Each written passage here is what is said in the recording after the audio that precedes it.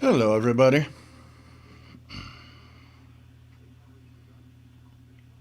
Nice to have you here. We'll be chasing pirates today and doing other things at the same time. And I did chase pirates yesterday quite a lot, so there was a lot of stuff on the air. So, welcome to the Halloween special, which uh, which could have not happened. I was so sick this week that at some point I wasn't even sure I'd be well enough to do this show today. But yeah, starting yesterday, it started to get better. So here I am. And so this is my hat from last year with Radio Canada International. It's a hat from the stations, the Ghosts of Station Past. I got my CRI jacket, that I got from them long time ago, about 20 years from ago at least. So dressed up in the radio.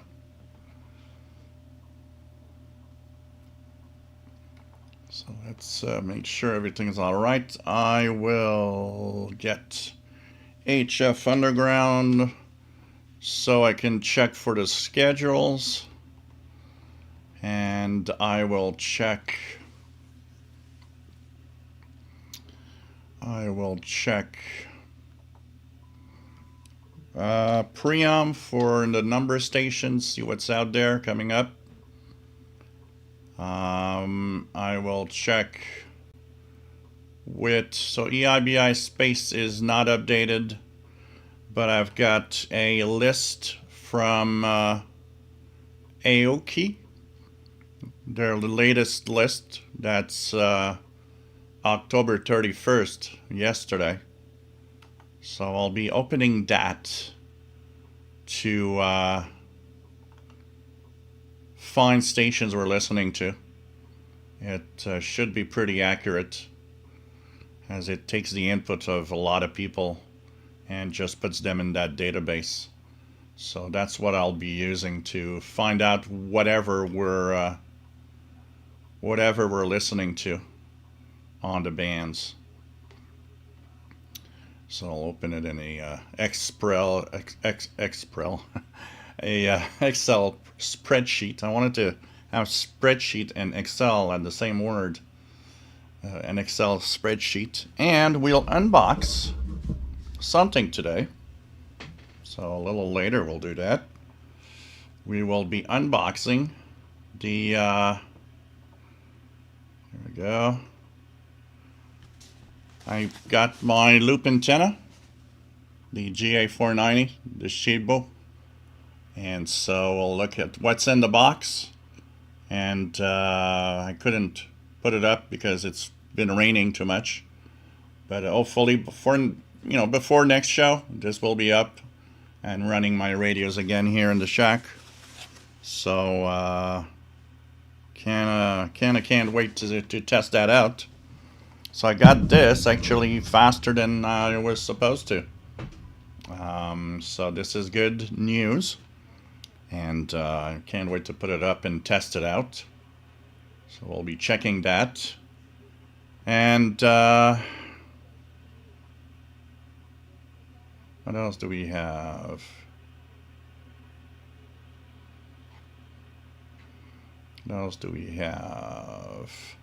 All right, everything seems to be all right. So let's start this show.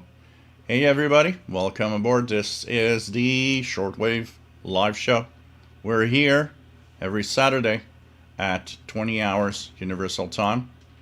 And of course, we are here to entertain, have fun, and just enjoy a radio moment together. This is definitely a. Just put this slide differently. We definitely are in a hobby which is very solitary, so this is a great time to gather around and be with other radio friends and have fun with radio as usual. We are located in Montreal, Quebec, Canada. My name is Gilles, and we are here every Saturday at 20 hours Universal Time.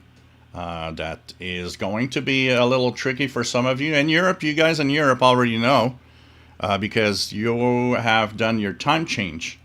And so you have noticed that if you follow your time, local time, to come to this show, that it's an hour different. So it's an hour earlier. And so this is also what's going to happen next week. Now, I haven't changed anything in the time. The UTC time stays the same. So as long as you live in UTC, you will know what time it is for the show. 20 hours UTC is always 20 hours UTC. It's just that the time difference is different. So if you live, for example, on the East Coast and look at your local time, well, you've been used to 4 p.m. Eastern Daylight Time as the show starts. Starting next week, it's going to be 3 p.m., an hour earlier, because of the time change. So that's why I always say live in UTC. You never get surprised. UTC is always UTC. So this is just something that you get used to. There's always that little time, because when we're changing our clocks tonight, there's always a little bit of time where my brain needs an adjustment in, knowing what UTC time we are, because you will often look at the clock and it's like, oh, it's 15 UTC or 17 UTC, and sometimes I mess up, and I wake up after a couple of minutes and it's like, no, I'm wrong. We've changed the clock, so the UTC reference is different. But if you keep your clocks at UTC, like this clock that I have here in the back, well, you always know what time it is in UTC. You don't have to, do the calculations in your mind and risk the possibility of just not having the right time when you actually need it. So that's just saying here. So welcome aboard, everybody. There's a beautiful chat room where you can actually interact with other people, have a lot of fun, ask questions. I'm often a little behind in it, sometimes not more than half an hour. So if you say hello, if you do something, ask a question, just give me time. I'll come to you at some point. And it is a great place to share with others. We have a great gang here. This is the best gang, I think, of all the radio groups. I think we got the best of the best. And of course, we have the Facebook group. When this is over, you can go. We have more than 4,200 members in that Facebook group. And you can join and share what you do. And last night I shared all the pirate stations I was hearing, all the frequencies there is something on. So this is a group that's very interesting for that. People share what they're listening to. And it's a lot of fun. And of course, this is how we interact and continue interacting during the week. So welcome aboard, everybody. It's really nice to have all of you here, and a little bit dressed, not much, and some little, projections on the wall for Halloween. Make it a little more Halloweenish. So check something first. Is there any pirates right now that are noted here? So there's an UNID that was at 19 on 6925, so we could try that. I'm getting WWV on 25 right now. So let's check out 6. Got a lot of interference on that band. This is where I can't wait to put up my loop. So let's see if anything's here.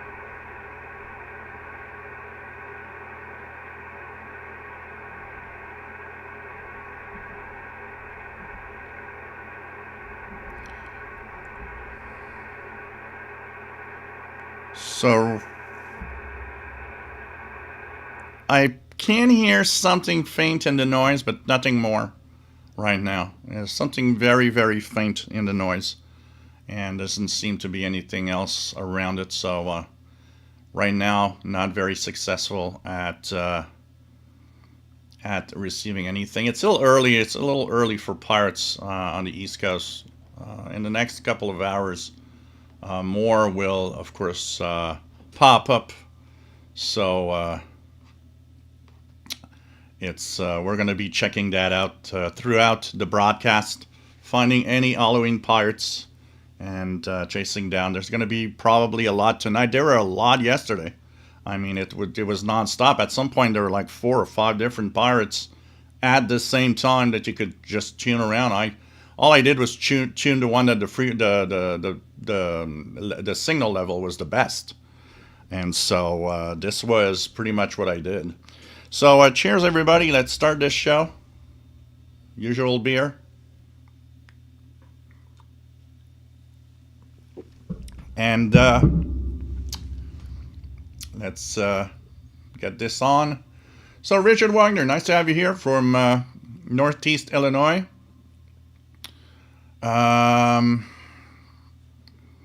Oleg, I have a lot to say about the winter frequency. Some of them better, some of them worse. Rob's radio channel, so welcome Oleg from Israel. Rob's radio channel from the UK, nice to have you here. Mike, nice to have you here from Bayfield, Colorado. Oleg, Romania 6030 is good, but there's a station close to it from China 6025. Frequency broadcast French, then English, which I believe at the time the streaming happened, and then same thing later for 1 hour English. The North America one is much better. I think it was 9515. Matt, MDK2, nice to have you on board from Denver, Colorado. And hope you can join a little later after your work is done. Always nice to have you here. What else do we have? J Projects, nice to have you here from San Diego, California. Jean Arrache, bienvenue de Saint-Hyacinthe, Quebec. Nice to have you on board. SWL Signals 23, nice to have you here from Florida. Morgan, Master Players Radio and Television from Morgan City, Louisiana. Nice to have you here, Bobby. WA5107SWL. Oleg still talking about the schedules and everything. One thing I have to say, Oleg, because you are comparing, I'll say it as I say it. You're comparing oranges and apples. I get what you're saying when you say a station is not as good and or their winter frequency than in the summer and so on. But you got to understand one thing, is those frequencies are chosen for the target area. Okay, so like for example, Romania, you talked about, Romania to North America.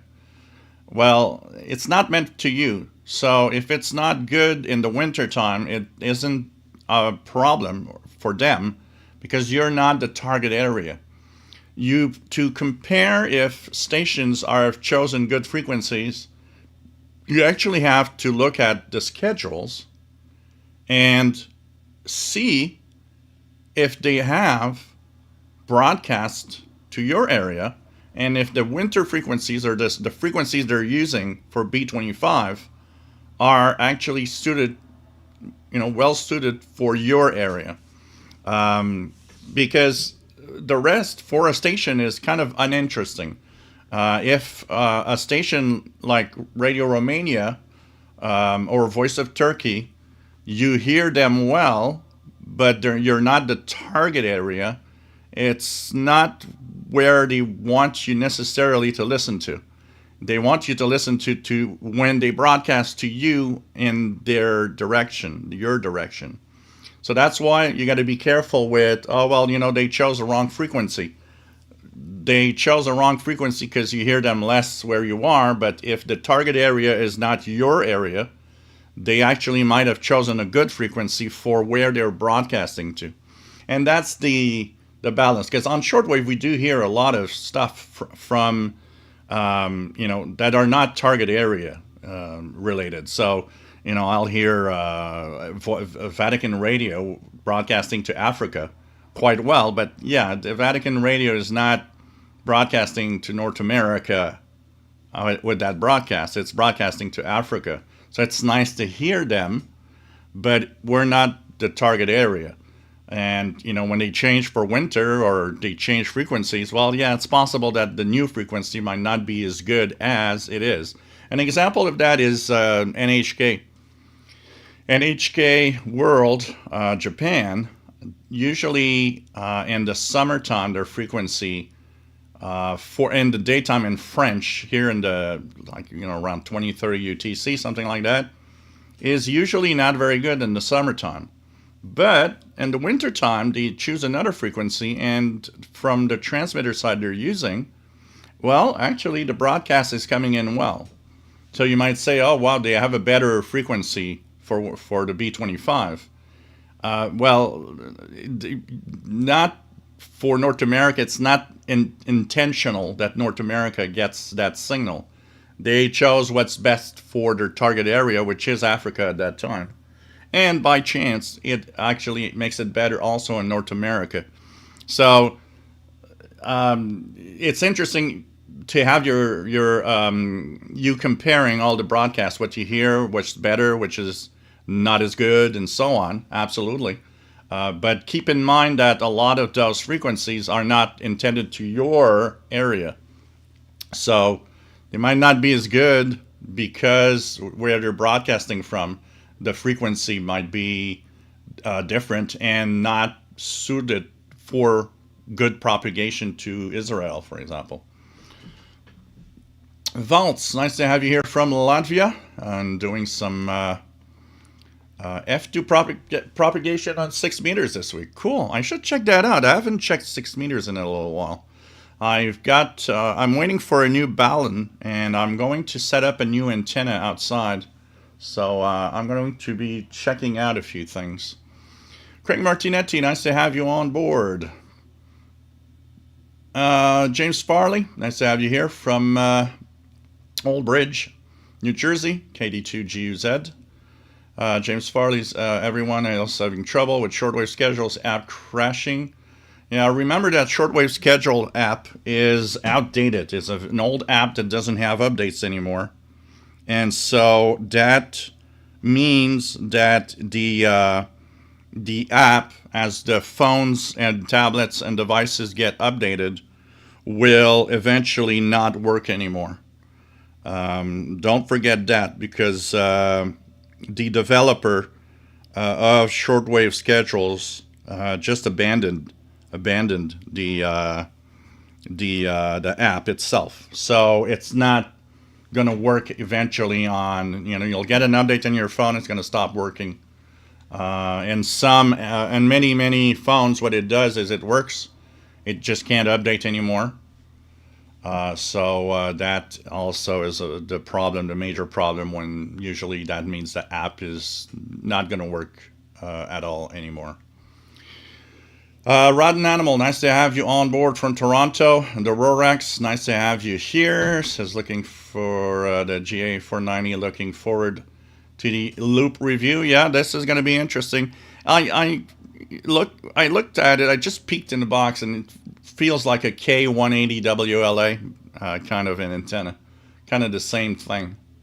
So it's going to be interesting to put up to test out. Anyways, we'll look at what's inside in a short while. Old radios, nice to have you on board. Hope you are well. I had the crappiest week in a long time, and in terms of health. I mean, I felt really, really bad. I don't know what I got, the flu or something, but youch, it was brutal.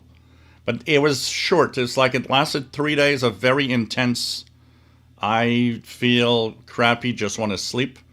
And then the fourth day already was like, okay, it's better today. It's like a quick, really a quickie. Tostinov, nice to have you on board from Alabama. Old radios, fixing 1920s HMV 101 portable record player. Cool. Brian Leesner, nice to have you here. Metalunar, nice to have you on board. WF7I Homebrew, nice to have you on board from Virginia, Bert. Luna Loud Maggie Lincoln, nice to have you on board from Queens, New York. Jean Arrache says, cool RCI hat. And Christophe Chalutier, salut, j'espère que tu vas bien et que ça va bien en France. Bienvenue parmi nous, nice to have you here. Toast and Loaf, I look haunted. You know what? The color is perfect because I was so sick that even looking at myself at the camera a little earlier, I was like, well, I kind of not look like I'm back normal. I kind of have no color. I look a little faded. So I was like, yeah, with all the colors, it won't show. Steve Burnham, nice to have you here from Central Pennsylvania. Craig Martinetti, absolutely. Go Blue Jays. Absolutely. I hope they win. I hope they win. Luna Loud Maggie says, I didn't know that RCI was on 6925 Pirate Radio here on YouTube a few months ago back. Yeah, there was there were two intriguing stations on the pirate bands a few months ago. I think even before the summer started. So one of them was the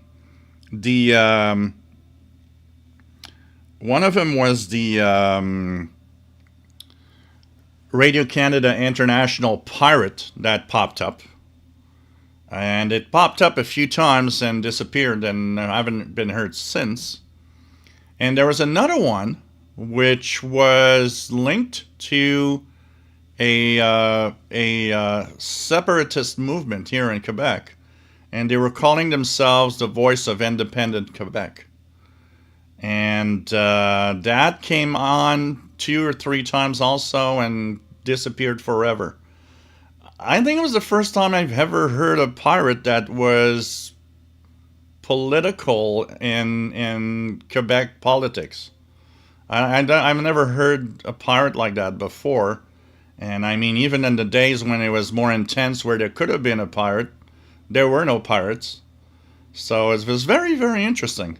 I was like, wow, where, one of the questions that came to mind is, where did the broadcast come from, actually?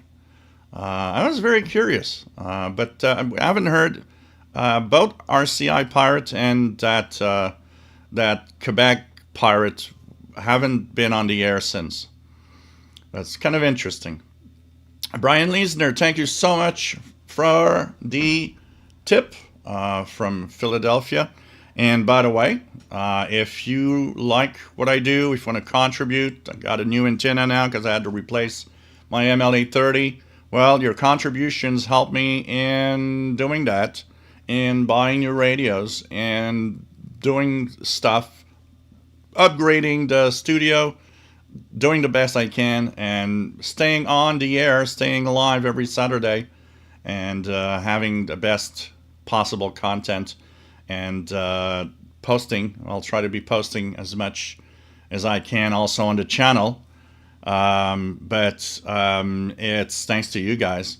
So I want to thank people like Brian, Bloggerdie. I saw Bloggerdie that just sent his contribution through PayPal. So you got here the super chat, and you got a pizza fund, and Paul the cat treats at PayPal, which is this email. By the way, if you use the email official shortwave radio at gmail.com by mistake, it redirects to the same place. Both emails send the donation to the same place. So you can send your donation here. And thank you so much. You have no idea, guys, how it helps tremendously, and it is really appreciated. If you enjoy what I do, if you're here all the time, and once again, trying to go and get that. All of those out there that are here all the time that never donate. It's not always to the same people to give money. How about give me a little something? Any amount helps. So thank you so much, everybody. So we continue. 54 Cal, nice to have you on board from Northwest Pennsylvania. Rick Myers, nice to have you here from South Daytona, Florida. KO4OSA. I just worked the Republic of Burundi on 10 meters FT8. Pretty cool. Pretty cool. I had a couple of good ones this week in single sideband voice. I made contact with the Gambia. Charlie 5 Yankee, I believe, was the call sign. SSB voice. And didn't take very long in the pilot to actually get it. So it was really nice. And I made a contact with the German Numair station in Antarctica. And this was also really cool. Making contact with Antarctica. Really nice. Honestly, that was great. So and also I made a contact with I didn't do fantastic in the contest last week. Propagation on the Friday night was not great. Then I had a ballon problem. My ballon actually had water in it, so it seems the seal broke. So that's where I understood why I had to retune my transceiver all the time. So all of that, then got the new ballon and set it up, and plus not having that much time to do all the things I wanted, I actually had a pretty bad contest weekend. Compared to last year, it's really no good. So not the best, but I had a lot of fun, and I had a lot of contacts with stations all over the world. I was very, very happy to make SSB voice contact with a Japanese station, a J3 station. That was so cool. And when he answered back with Victor Echo 2, I was like, oh God, cool. This is so cool. I like FT8. It's kind of a fun mode, especially when you don't want to, make a lot of noise. But the thrill of making a contact with a station with SSB voice is a million times more interesting for me. So, it's cool that I like the Gambia, C5W, C5 Yankee, sorry, Charlie 5 Yankee. I hadn't made contact on FT8 with them, and it's like, yeah, okay. But when I got them on voice and I could hear the station, I thought, well, I want to have that single sideband. And I jumped in that pileup, and it took me about 15 minutes. 15 minutes, and I got in. And so for me, that is more valuable because it's harder to make contacts like that with voice. So when you do make a contact like that, it's like, wow, this is great. The one I made with Japan, oh man, that was fantastic. It's like, wow, I contacted Japan SSB voice. This is fun. It's more, I got Japan on FT8, maybe, I don't know, 50 stations, 60 different stations. When you call at 15 meters around 22 UTC here, all you get is Japanese. They all jump on the Canadian station because, they want to make contact. But it's like, oh yeah, cool. My FT8 signal is going to Japan. All right. But when you get it voice, SSB voice, it ain't the same thing. It's way much more fun. About Dennis, nice to have you here from the Netherlands. Tibor Ostrowski, nice to have you on board. English station on 6050. Yeah, it could be. I think Voice of Turkey uses 6050 for their broadcast. Little Down Maggie, for Christmas, I still plan on buying backup 18650s for the DX286 and the new Sangean radio, the HDR13. Cool. Spindle Twister, nice to have you on board. And it says I have the GA450. 90. Okay. James Farley, are you finding yourself falling in love with the R5000 again? Falling in love is a big is a big statement. It's fun. It's kind of cool to reactivate it and play with it again. But it won't keep me away from my SDRs and my used to transceiver. But it definitely is nice to play with it. I mean, tonight it's still that I'm using for pirate activity and stuff. So you could see here, it's on 6925 right now. Not really hearing anything. So this is definitely what I'm going to be using tonight again. So we'll be tuning around with that for sure. But it's nice, I mean, that radio has been with me for such a long time that, Brian Leisner says, nice, I like the Shiba antennas, overpriced a bit, my opinion, but they do work well. Yeah, well, I paid, you know what, that antenna is barely 12, maybe 12 or $14 more than I paid for the MLA30 that I sent back, that it didn't work. So, and it does have a wider coverage on frequencies. So, I figured, yeah, why not? And plus, what I like about it is that the Bias T has a battery in it. So if power goes out, you can still enjoy radio because the antenna is still powered by a battery. So you can still use the antenna and do some listening even when the power goes out. 2 Tango Oscar November, nice to have you on board. We always get room for as many people as possible. It's always, everybody's welcome here. It's always a place where everybody is welcome. So, TV Radio 1972, nice to have you on board. Michael in New Jersey. Heard quite a few shortwave pirates last night. I also got Rare November FM E-Skip. Oh, that's cool. That's cool. You need to check it out. Usually it's more around the Christmas time. Tussenloaf tuned several of those pirates yesterday. I don't have 1 hertz tuning though, so couldn't get some to sound normal. Yeah, when the radio is a little off, that's the problem is music. If they just talk, even if it sounds a little funny, it's you can handle it. But music is what kills not having that precise tuning, because music sounds very, very awkward if you're even off a little bit. But still, you could tune the bands. Ian Millett, nice to have you on board from Baltimore, Maryland.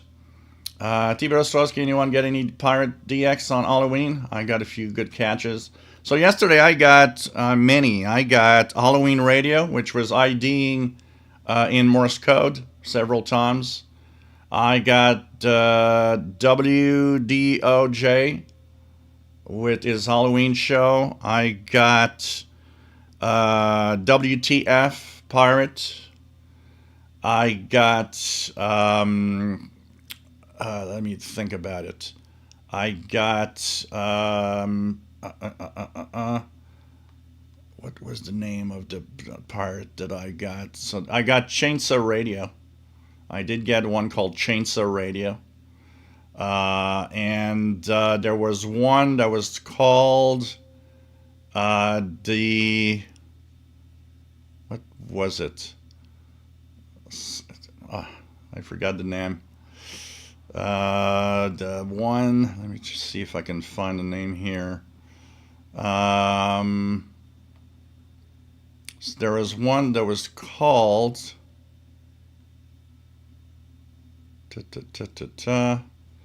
I'm trying to find the name.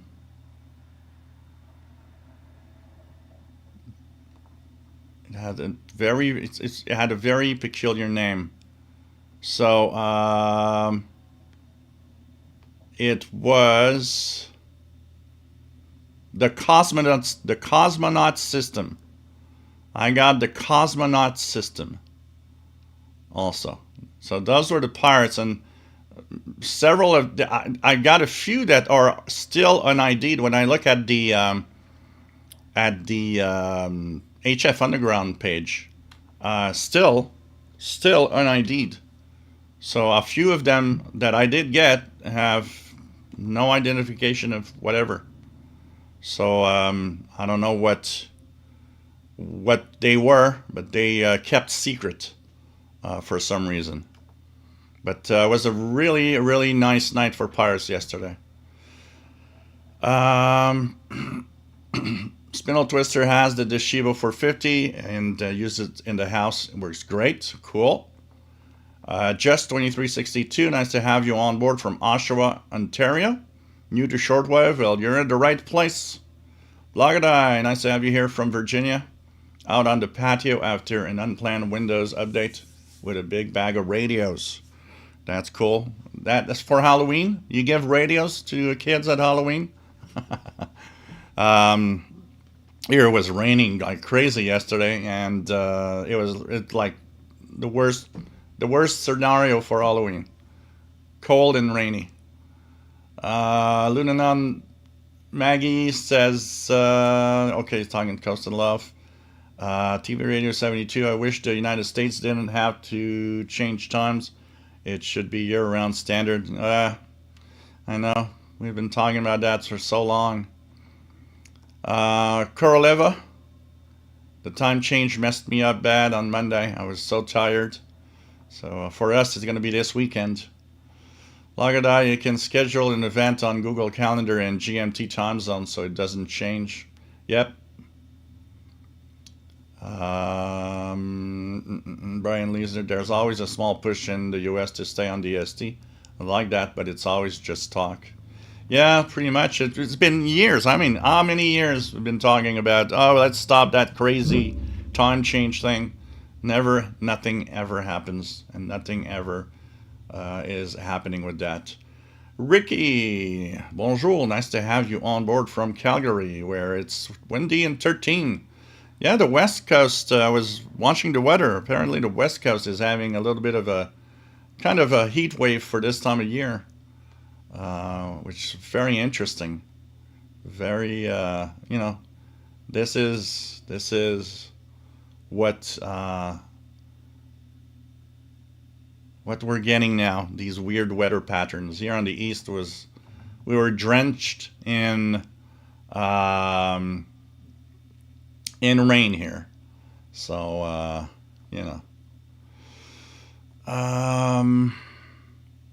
let's continue here. Iman G. Doherty, nice to have you here.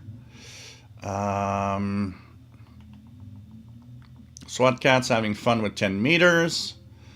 And Skittleology just came into the stream. Did you go to the back alleys of Montreal? No, it was raining and cold, and I felt miserable I had some kind of flu bug this week. So, unfortunately, I stayed home and just stayed quiet listening to Pirates.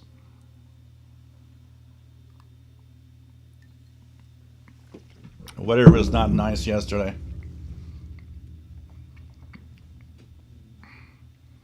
Just 2362. Got myself a Texan PL 880 to start with the MLA 30 Plus. That's a great setup. Gonna have a lot of fun. Joseph from San Francisco Bay, California. Looking forward to the show. Tuning the bands with this Texan PL 680 and the MLA 30 Plus.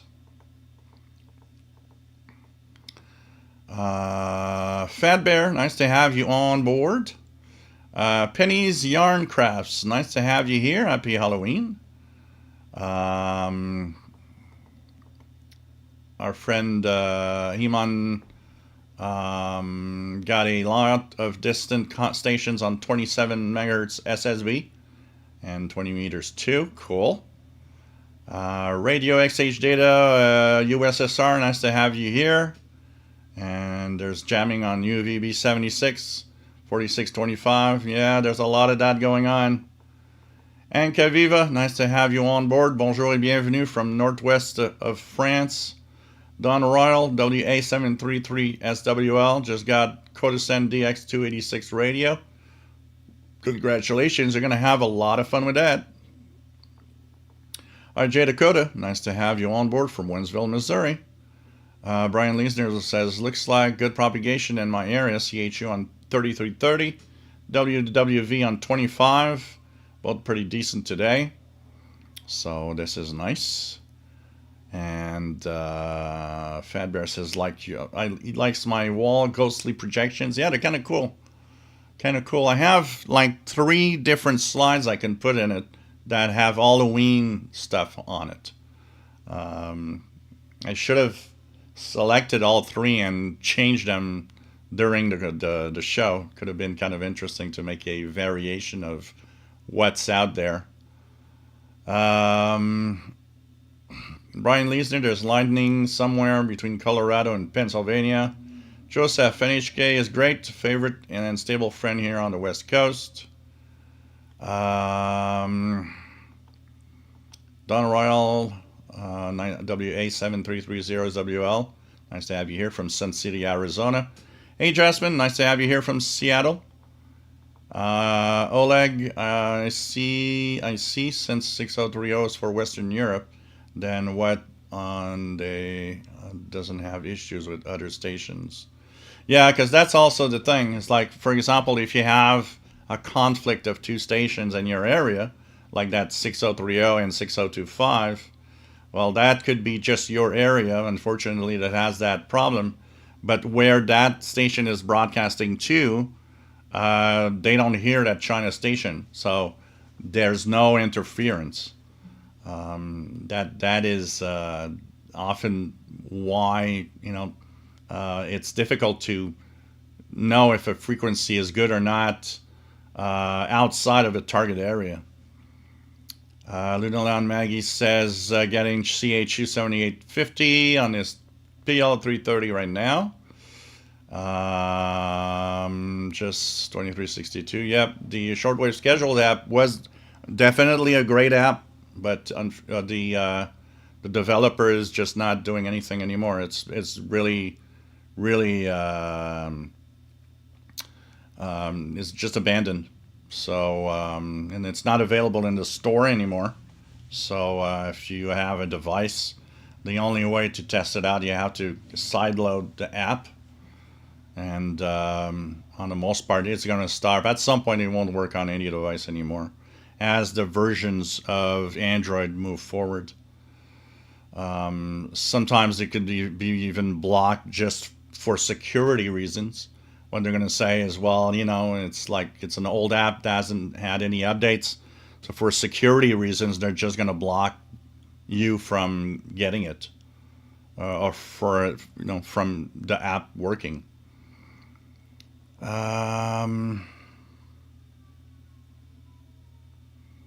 Alexa, stuff for Middle East are super limited. Nothing can be done. Yeah, but you still live in the middle of a spot where you get a lot of signals from everywhere. So even if you're not targeted that much, you live in an area where you hear a lot more signals than what we hear in North America. When somebody tells me, well, there ain't that much, and they live in Europe or in your case in the Middle East, I always tell them, I wish you would come and spend a week listening to Shortwave here, and then you'll see what there's not a lot to listen to really means. Because North America is like a fairly good dead spot of shortwave right now. Stations are not broadcasting here. For the most part, just a handful of stations. And what we get, thanks for WRMI, because WRMI gone, North America becomes a dead zone where there's going to be just a few stations and that's it coming in. And that's not great. Lunala, there used to be Radio Saudi and the broadcasting of Kingdom of Saudi Arabia, but they signed off a long time ago. Yeah, the transmitter sites is still there. There's some relays are sometimes used from there. But the station themselves stopped broadcasting a few years ago. Um, just 2362 last night. I was picking up signals from Spain and Brazil here in Oshawa, Ontario. Fred Waterer, nice to have you on board. Yeah, getting better. Getting better, Fred. Still not top shape, though, but getting better. Penny's Yarn Crafts, great costume and background ambiance. Thank you so much.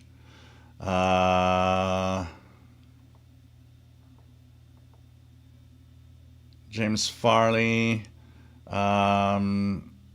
says I'm not talking about the old shortwave schedule app there that's no longer supported. I'm talking about the current shortwave schedules app that's available. Well, I don't have anyone that's available. On what? It's called shortwave schedules? Because on my, here on Android, when I put shortwave schedules in the search, nothing pops up as an app. At all. So I don't know what other app there is, because I'm not aware of any other shortwave schedules app. It is called shortwave schedules. Brian Penny, nice to have you on board. RCI man. I am the RCI man. Nice to have you here, Brian, from Cape Cod, Massachusetts. Kirk Tinsley, nice to have you on board from Southern Kentucky. Not my first time here, but first time speaking up. Well, there's always a first. Welcome aboard. Jasmine, out here I heard Radio Cascadia, a pirate clandestine for Cascadian independence on 6955. Wow. That's interesting. Team Ostrowski and Alberta pirates are landlocked. That invisible wall that stops the waves.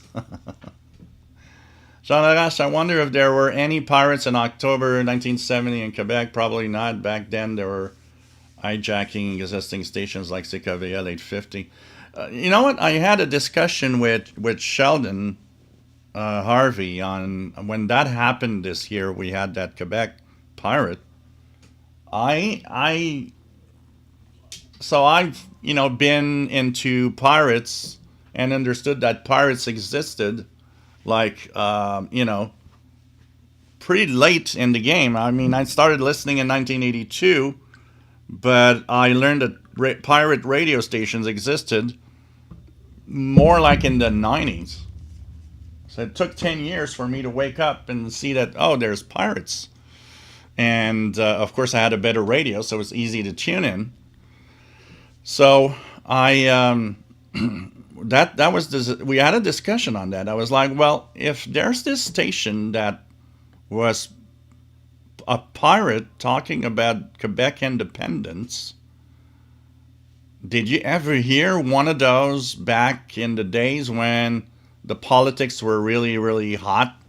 Like, in 1980 or 1995, when, there were referendums and tensions were high. Did you ever hear any pirate? And Sheldon said, I've never, ever, ever, in all my years, and he's been listening for a long time, heard any pirates related to Quebec politics. So it's kind of interesting that now, when things are a lot more quiet, that one popped up, and it was there for a couple of broadcasts and never came back. So, kind of interesting that there, if there were one, it's interesting that there weren't in the past. And once again, I'm curious, who made that broadcast? And where was it transmitted from? Mystery. Dosalof, I haven't heard much politics with pirates, mostly music. Yeah, in general, there are some. I've heard some with U.S. politics, but I would say they are an exception to the rule. Most pirates are more, music pirates. They're just like they want to be DJs and play their favorite songs or something, or play whatever requests they see. But it it is interesting to to note that there are a few from time to time. Um, John C, great show. First time listening here. John and I1S Cape Cod, welcome aboard. Just 2362 with the MLE 30 Plus. I hear conflicting info. Is it better close to the ground or on the roof? It doesn't matter. That's not what your question should be. Your question should be more into where do I position my antenna? And the answer is where is the quietest with noise. So what you need to do with the MLA 30, position it, temporarily at several spots that you have access, that you could put it there. Check the noise level on your radio. Choose the spot that the noise level is the lowest. And once you put it down, if you don't have anything to rotate it, if it's going to be, in the same place all the time, then what you do is you rotate it to the lowest amount of noise, and when you find that spot, you just leave it there. That's it. As for the height, on a MLE 30 magnetic loop, it doesn't matter. It doesn't change anything if the loop is 20 feet high or 5 feet from the ground. You won't have a difference in reception. It's really much more, try to find the quietest spot to put it on, and then rotate it to have the lowest noise, because it is directional, so you'll be able to null out some of that noise. For example, here on my balcony in the front here, my lowest noise is the antenna loop is southwest northeast. That's the lowest noise. So I just put it there, keep it there. For shortwave, the rotation doesn't matter much. Shortwave signals doesn't have, especially the ones come from a great distance, the rotation doesn't really change much. Where the rotation, where the directional pattern of an MLA 30 really shows is on local signals. If you listen to medium wave, or if you listen to stations that are quite close, like for example here, CHU on 3330. If I turn my loop, I can actually null out 3330 or make it really a maximum signal, because CHU on that frequency is very close to me. But for the rest, it doesn't matter. So find the spot where the noise is the lowest. Once you find that, leave it there and position it so that it is the lowest noise you can get. Leave it there. Be happy. Have fun. Question: what is the most accurate site I should look at when frequency change to winter? There's a lot of websites that take time to update their frequencies. I will share with you what I'm using right now, which isn't too bad, and it's the so let me go and check out and get the link to the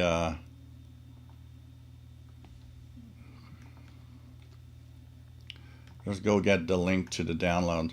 It's a list called Aoki. It's updated several times, sometimes 2 times a day. And it is, so Aoki.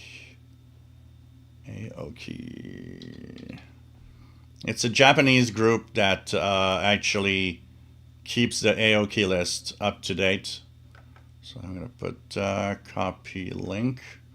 There we go. So this right now seems to be a very accurate listing. So when you click here, you'll be downloading a file, and inside the file you will have a text file. You'll have a Excel file, and so you can check the text file if you don't have a spreadsheet. I use the Excel file because I do have Excel, and I can easily change the different options and put the list for in times or frequencies or if, whatever I want. So that is probably the closest until the other websites actually really get things going on. In a few minutes, guys, if you want to try, 13364 upper sideband is supposed to have a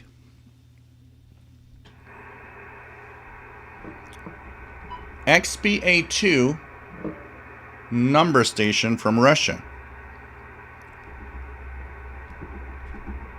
13364.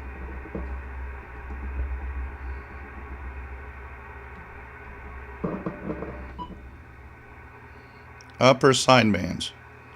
So I don't know if that's going to come in, but there could be something on 13364 upper sideband XBA2. So I've tuned there. We'll see if anything comes in. It's supposed to be a polytone type MFSK transmission. Nick Amandot, nice to have you on board from Romania.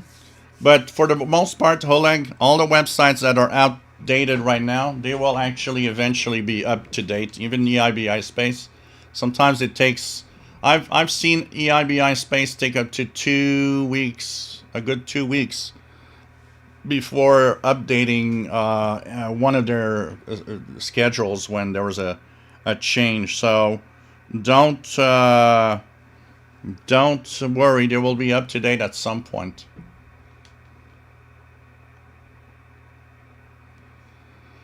Brian Leesner, refreshing and fun place to be for a few hours. Real community with similar interests. No politics for a change. Yep. PVM. Nice to have you here. What a nice hat. Ricky says year-round daylight time would be sunrise around 9:30 a.m. in this part of the world. Not sure I could deal with that. Brian Leesner, shall I decode FT8 all the time, but can you go over the codes? I understand the CQ. Then I'm lost. Okay, well, we're gonna check that. We're gonna have a FT8 screenshot, and we'll check it out. I'll explain what's out there in the numbers.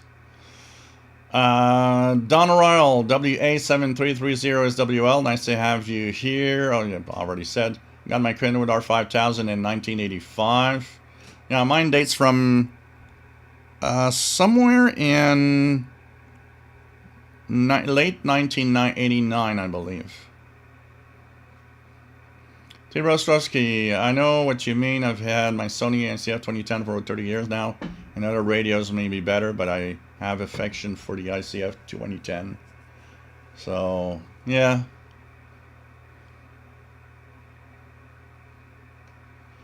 Kenneth, nice to have you on board from sunny Tucson, Arizona. Happy Day of the Dead. No dead radios.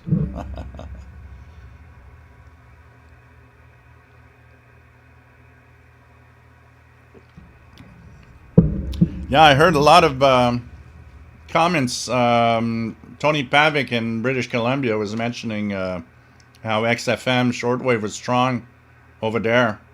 So I guess he was broadcasting more from the West Coast for a change, because most pirates seem to all be in the Northeast.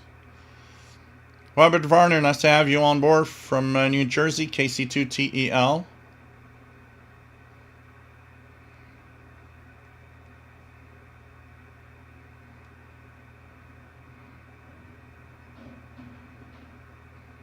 Let's check out if anything will come in on the XBA2 from Russia.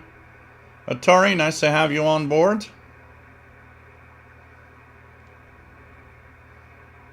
Kenneth says, I live in a state that has automatic time setting.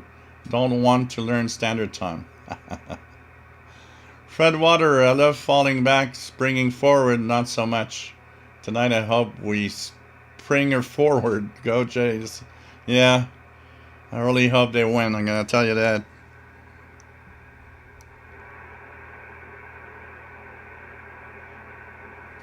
So not hearing anything on... not sure it's on. You guys are hearing anything on 13364? I want to check something here. Let me go to, there's supposed to be another one in 10 minutes. I'm just going to go to a Kiwi.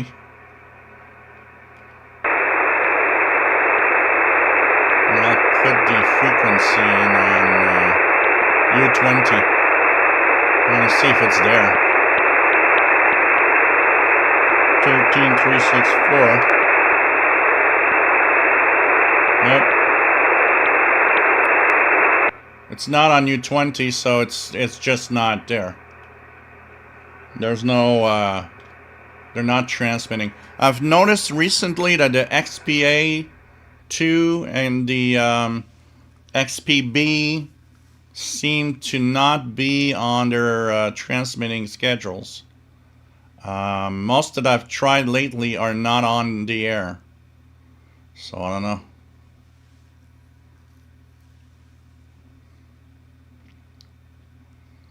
David P. Miller, nice to have you here in Deptford, New Jersey.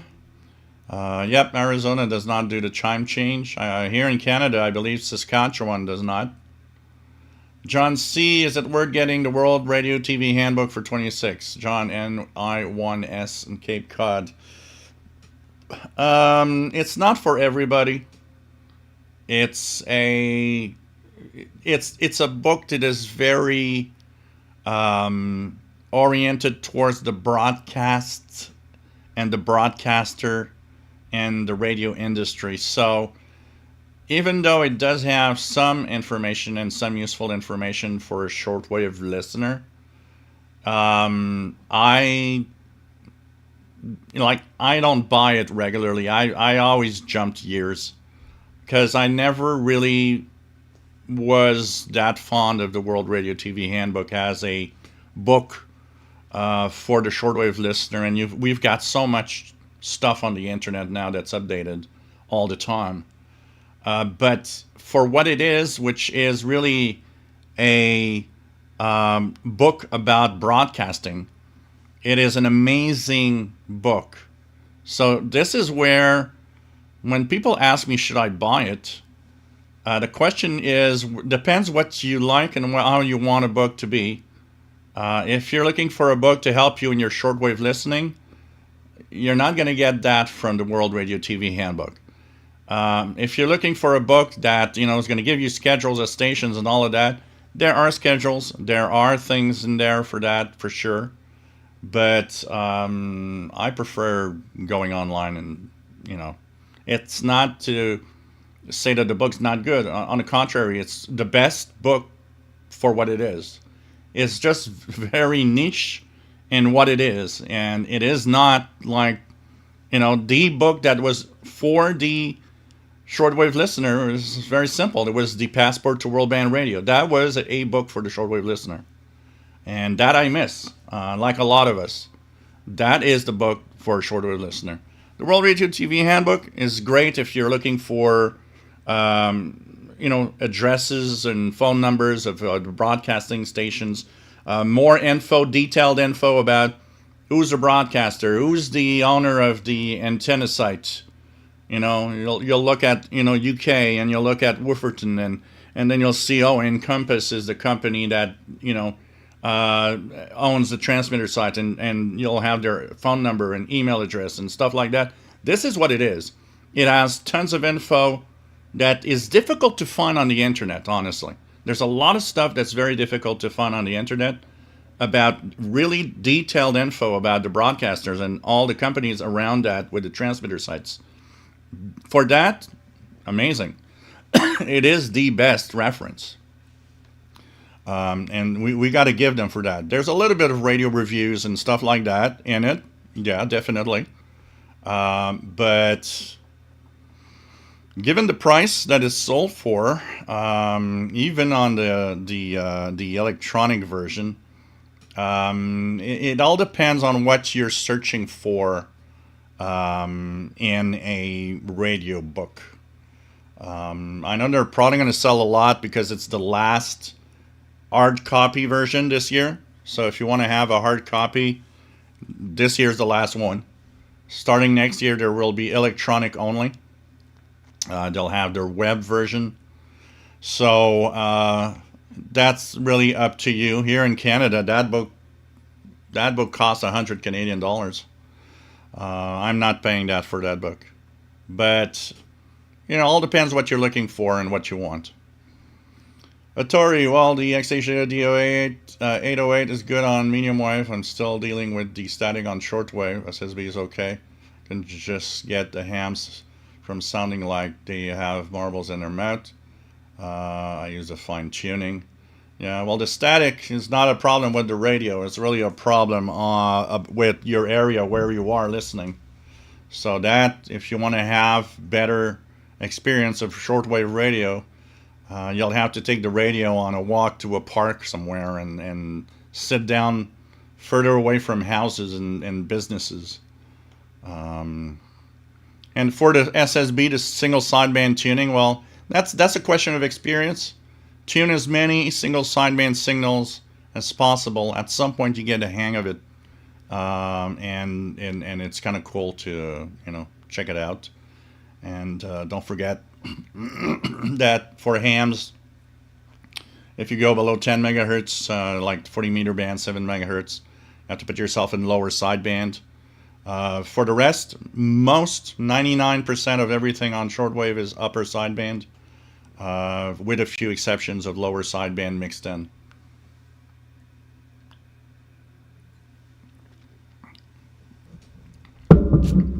Old radios, taco pizza, baby. I'll probably. All right. Taco pizza. That's good.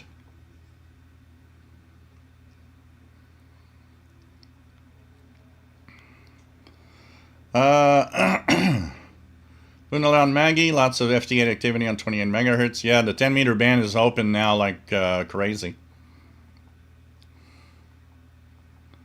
RRT08, Radio Canada is back on the air. Yep, that'd be great. That'd be great. Philip Jones just downloaded shortwave schedules from the Google Play Store, but it didn't work. I paid for the premium version years ago. Okay. I believe one of the only schedule apps, and I have to check it out here. Black Cat Systems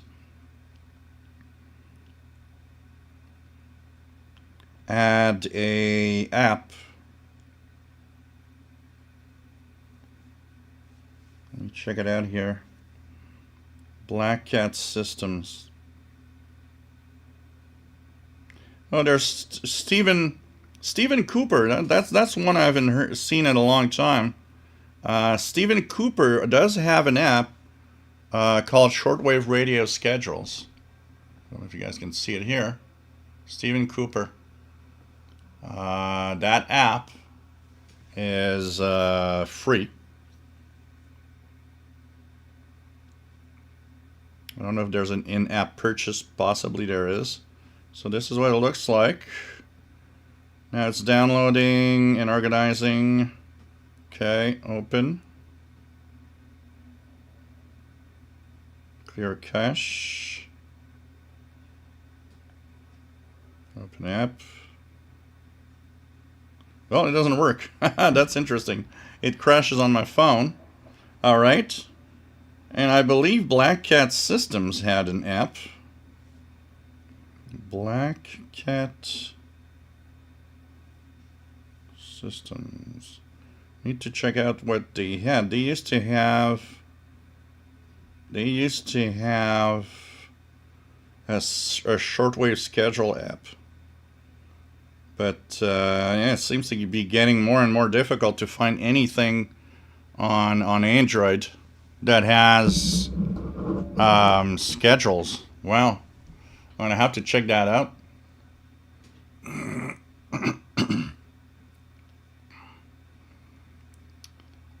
Philip Jones, okay. Tussenloaf, it's weird how you can hear the difference in F skip and via E skip sometimes. Yeah, often E skip is much shorter, so you have stations that come in from much closer. So David, P-mail, let me check that out. We'll see what I can find. Skitolology says, I don't get a lot of shortwave stations in my area inside with my MLA30 blue light, which actually works like yours. Okay.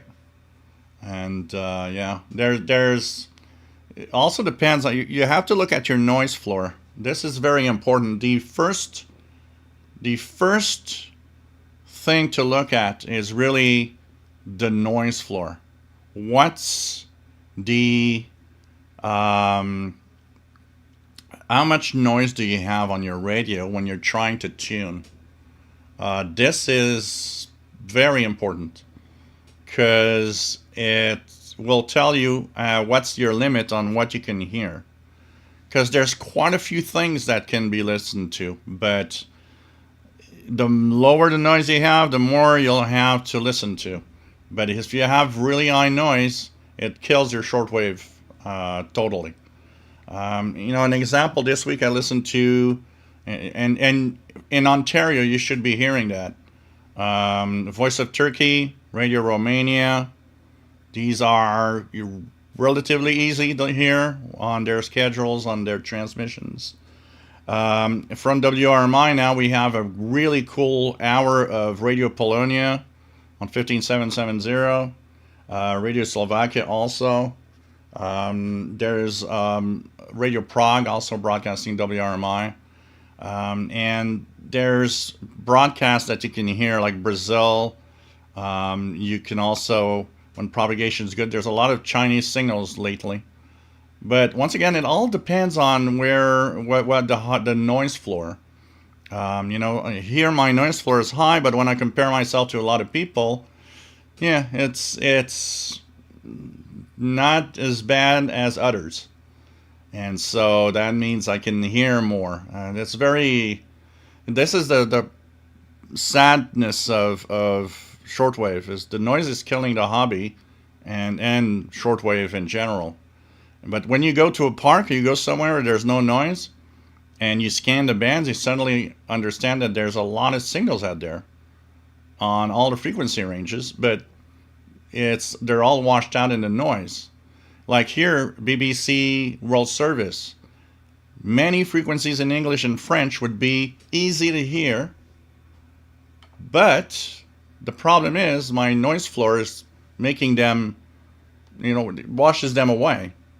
And what happens is that once I go to a park somewhere, you know what? It is the stations are there. I can hear the BBC like really well, even though the signal's not super strong. It's still, good enough to listen to a program because it's clear, because there's no interference, and it just is great. So it's kind of interesting to do that experiment, to go and to try to find a spot where it's quiet, where you can actually suddenly notice that, wow, look at that, all the signals that I don't hear, So,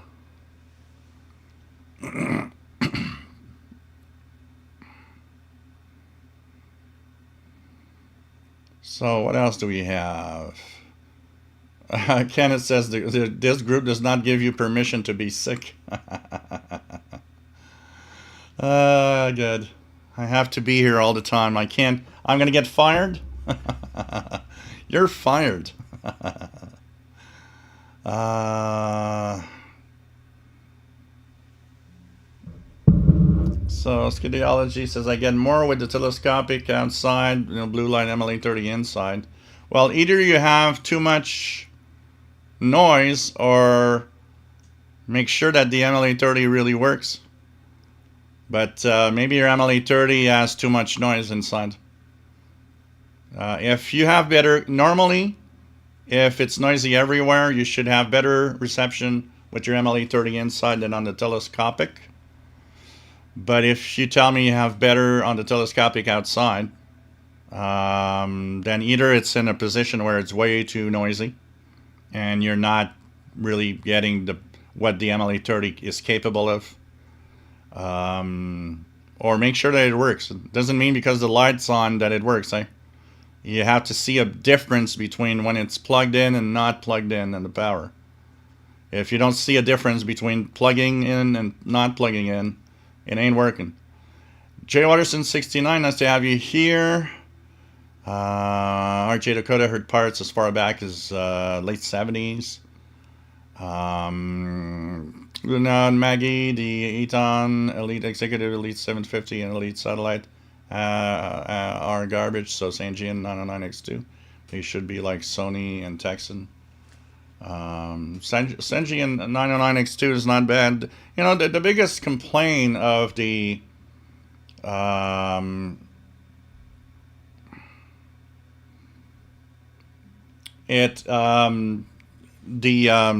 got distracted. The main complaint is that in single sideband on weak signals, the signals are a little, the volume is very low. But the radio itself is not bad on external antenna, works great. I mean, it's a great little radio. I got a non-working S750 in the back. Barely lasted a year and stopped working. Blogger Dice says the Shortwave broadcast schedules app for iPhone from Black Hat System in the Apple Store. It hasn't been updated in years, but schedules are still updated sometimes. All right.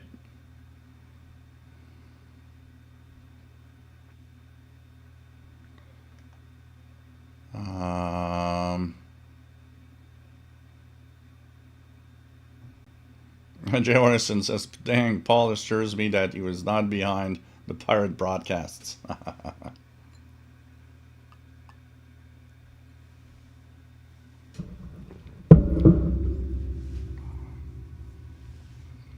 Brian Leisner says, his loop is mounted at the side of the house entrance and it's only about 7 feet above the ground. It's the best spot after some experimenting. Yep, that's fine. That's fine. Magnetic loops like the MLA30 don't need to be very high off the ground. It's not their primary focus. A frequency you can put in, check for wow, that's a good question right now. You caught me off guard here. Let me come back. We're gonna try something. So we're at 2120 almost. We'll see what we're gonna try to find something. So there's still other XBA2s. 11494. I'm gonna try that one.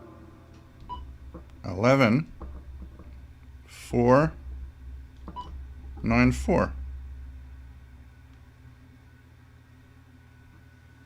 But nope. I don't think I'll hear anything. So in a minute's time, it should be here. And of course, we're going to continue searching for pirates. So we're going to slowly. Okay, there's Boombox Radio on 6935. So we'll go there.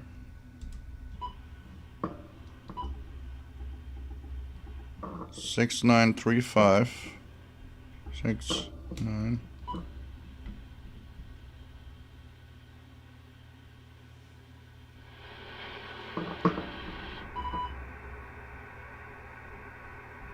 Still not much here, but it's very, very high noise here. So this is where I can't wait to install my loop. It's going to give me much better reception on those lower frequencies. And nope, no XP8. Those are not working from what I see on these frequencies for the number stations. Alright, Zero Beat That. Nice to have you here from Scotland. Brian Leisner, speaking of Sanjian and AM HD radio, mine sometimes locks on, and WPHD Philadelphia sounds fantastic. Sometimes no lock, but I can always see the digital sideband on my RSPDX. Yeah, WPHT. It's funny because when I scan the medium wave band at 90 AM band, the 1210 WPHT, my HDR14 does blink HD because it does detect that there's a the digital sidebands are there, but it never locks. It locked once while I was trying when the signal level was really good, and I mean when that sound changed. Oh man, it was so good and so clear. It lasted for about 20 seconds, and then it unlocked when the signal started to fade back. But boy, did it sound good. And there was the show. The name of the show is on the display. There was all sorts of info. It was so cool. It was like, oh wow, this is great. I tried a few times since then, never been able to have it lock. HD radio is a little sensitive on that. We had one station on medium wave here on 1650, although it was not a very strong station, and even that was a little hard on trying to get an HD lock.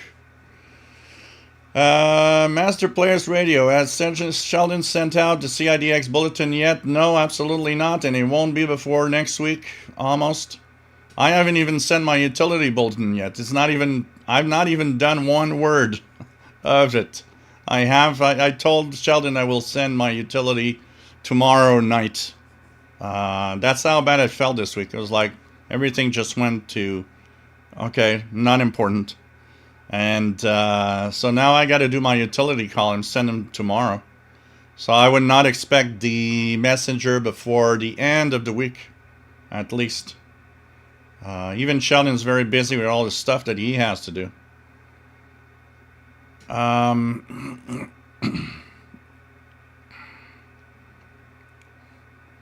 But it is sad for shortwave schedules, though, because shortwave schedules was very, very neat. It was one of those great apps, and it's really sad that, I would have paid for an app like that. I wouldn't, you would have charged $5. Yep. Here's my $5. Your app's worth it. When an app is good, I have no problem paying for any apps. Give me a good app, I'll pay for it. I'll pay for it. After all, that person spends tons of time, updating it and tweaking it and creating the app. There's too much out there of people thinking that, software and apps should be free. Ain't so. It's something that somebody created. You should pay for it. That's the way it is.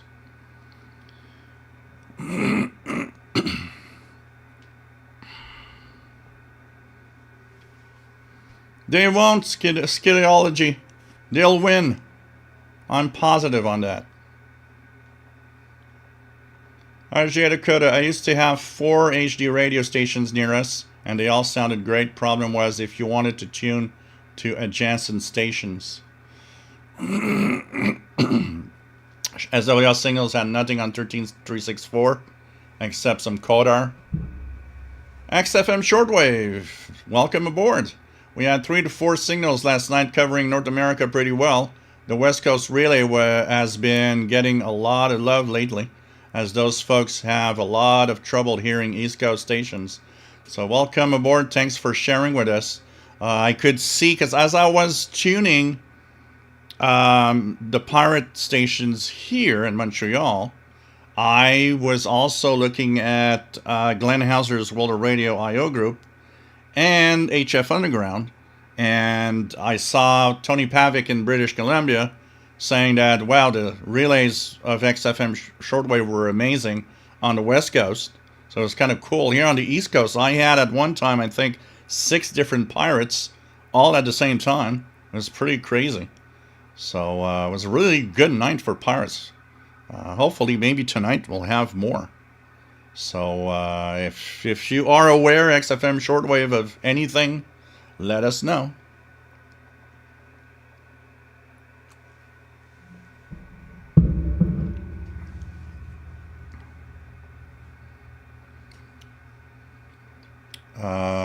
Fred Water, I'd like to get the last WRTH, but I can't justify playing that much. Same here. Same here.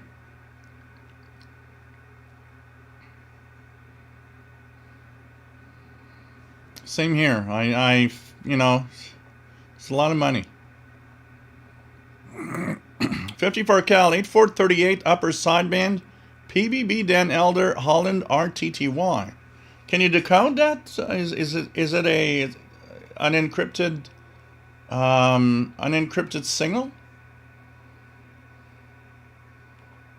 Out of curiosity, I've never really heard anything utility actually from the Netherlands. 8438. Check that out here. It's 438. Is it? It's not here, but okay. Oh yeah, 39. Oh, it's in the 8439. Let me try to tune that. It says 24 hours. Oh. 8. I like it when you press a number and it doesn't come up. So 8439 is the frequency.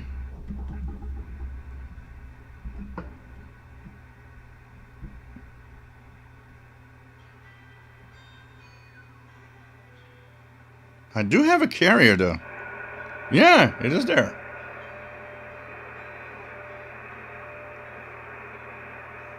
And I guess there must be a way. I guess we can decode this. Now I have to check that out. This is intriguing me now. PBB, my Denhelder. Okay. I guess it's some kind of marine station transmitting RTTY. Huh. Thanks for sharing, 54 cal. I was not aware of that one. Let's go up here. I think I did hear something on. I hear something here. Well, not yet, but it might be coming on soon. Jim Gordon, nice to have you here from Dundee, Scotland. Nice to have you on board. I'm trying to come up to the... I'm 20 minutes behind, guys. Fred Dwyer, Passport was a brilliant book. Yeah, it was totally made for the shortwave listener. If that would have cost $100 today, I would buy that. Even if it would cost that much, that I would buy. But because it goes with where I do my stuff, the radio listening aspect, and knowing what's out there and so on. The radio reviews on the beginning of the book were amazing.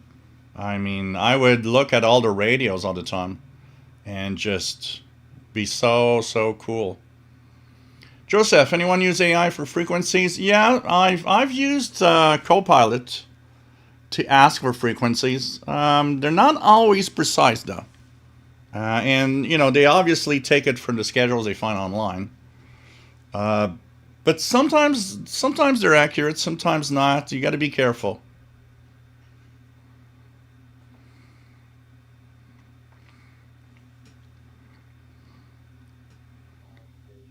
Ah, here you go.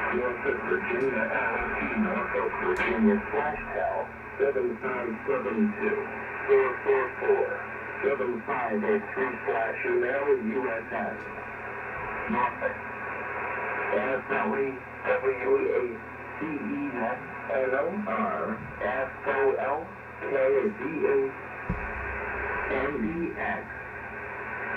Studio at US Navy.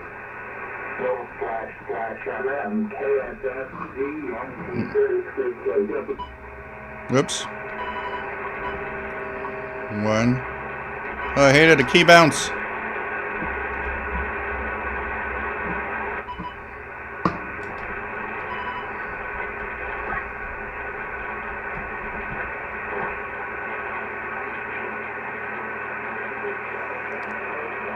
It's much weaker there, but it's also on 13089. 13089. But it's much weaker there. Really, 87. Whoops. 8. I like this. Good. 8. 8, 7. Whoop. I pressed the wrong. Anyways, 8764 was the best. He had it. Good. So 13089, 8764, and 6501 if you want to try. There we go. Passing just south of the waters Monday night. Then is where we see the area Tuesday and Tuesday night as a high pressure which goes east towards the region. Suffers a little bit of key bounce, but it works. Brian Leisner says WRTH does have the SEPTA frequencies listed, and I can listen in on UHF at about 501 megahertz. SEPTA is a Philly public transportation system. That's interesting. That's interesting. Jim Gordon. Have the 2023 WRTH in print form. It is good, but I don't intend to buy another. The net keeps me up to date. I too missed the passport, but this great show is a partial replacement. Just 2362. Yeah, the app works until eventually an update will break it. So,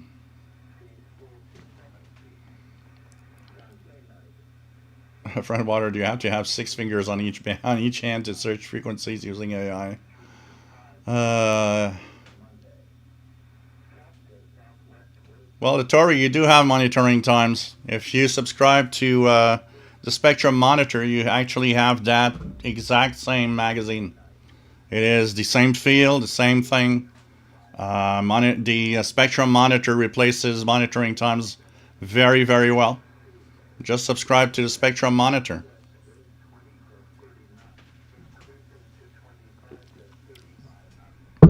No news, Bert, but I did see him post somewhere this week. So he's active. I think he's just not been here for a while.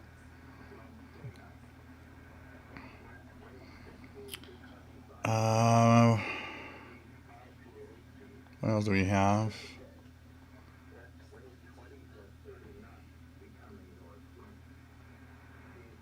HF Power. The only problem with the app is it's not organized by frequency, so you end up all over the place. Logadai uses a Black Cat app, paid for the premium version that works on iPhone. SWL signal says shortwave scheduled by Stephen Cooper has a bug and won't open on my phone either. Yeah, it opens up and then it crashes. And after like 2 times that I opened it, it said, "Oh, you want to clear the cache? Okay, then go for it." And it still doesn't open. So I think it's maybe in the footsteps of the shortwave schedules app. It's getting too old. So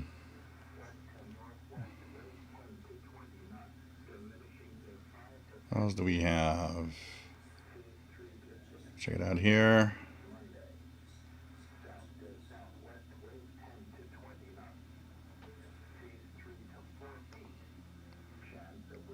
Okay. Scatology also has the app crashing, shortwave schedules, and Brian Leisner. Yep. And Caviera caught Radio Polonia yesterday, but I have too much noise today. Don't hear it at all. I just hear crackling sounds here there tonight. Yeah, I'm not sure it's on the weekend. I think it's a weekday thing, only Monday to Friday, by the way. Ricky indoor MLA 30 replacement is also very important. Even moving it over a meter can make a difference. So you should try moving it around if you can. Definitely, I've noticed the same thing, that it's very sensitive. So moving it a little bit and checking your noise, moving it again, and really finding that magic spot is extremely important. Absolutely. Absolutely. So that's important to take into account. So hey guys, I'm going to take a break for a couple of minutes, and I'll be back. I'll leave you to the soothing sounds of the U.S. Marine broadcasts from the U.S. Coast Guard, and we are back in a couple of minutes. 20 to 30 knots, becoming northwest 10 to 20 knots. Seas 8 to 14 feet, subsiding to 5 to 9 feet. Sunday, west to northwest 10 to 20 knots. Seas 4 to 7 feet. Sunday night, west to southwest winds 5 to 15 knots, becoming south to southwest. Seas 3 to 5 feet. Monday, south winds 5 to 15 knots, increasing to 10 to 20 knots. Seas 3 to 4 feet. Chance of rain. Monday night, south to southwest winds 10 to 20 knots, becoming northwest 20 to 30 knots. Seas 3 to 6 feet. Tuesday, northwest winds 20 to 30 knots. Seas 6 to 11 feet. Tuesday night, northwest winds 20 to 30 knots. 7 to 11 feet. Wednesday, west to northwest winds 10 to 20 knots, becoming west to southwest. Seas 5 to 9 feet. Wednesday night, southwest winds 20 to 30 knots. Seas 7 to 12 feet. Thursday, west to northwest winds 20 to 30 knots. Seas to 15 feet. Thursday night, northwest winds 20 to 30 knots. Seas 8 to 14 feet. Forecaster Mills, Ocean Prediction Center. POC Command Duty Officer //SLT W8CEN, Norfolk, Virginia, LOC, Norfolk, Virginia, /tel 7572 444 7583/email USN, Norfolk, FLE W8CEN NOR FOLKVA NBX CDO at US Navy //RM KSF 3124 KWBC 012 for 290F, and 32 marine weather HS voice broadcast national weather from the Ocean Prediction Center, Washington, D.C., 4:29 p.m. Eastern Daylight Time, Saturday, November 1/2025 West, Central North Atlantic Continental Shelf, and slope waters beyond 20 nautical miles to 250 nautical miles offshore, including south of Georgia, back from 1,000 fathom to 250 nautical miles offshore. Conditions given represent the highest within that period. Seas given a significant wave height, which is the average height of the highest one-third of the wave. Individual waves may be more than twice the significant wave height. Locally higher waves and seas can be expected and near thunderstorms, not just in mid-Atlantic waters. A series of low pressure troughs will move east across the northern. And we are back to the live show.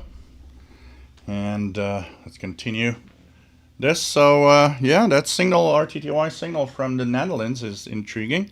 I'll have to check that out. There's a few of them that, there's that Pinberg one from Germany that I've been monitoring a little. But it's kind of interesting to check that out. Okay, so, whoops, got a wrong keyboard. Good keyboard. I got 3 exact same keyboards, so getting the correct one is not always. I should really ID which computer has which keyboard.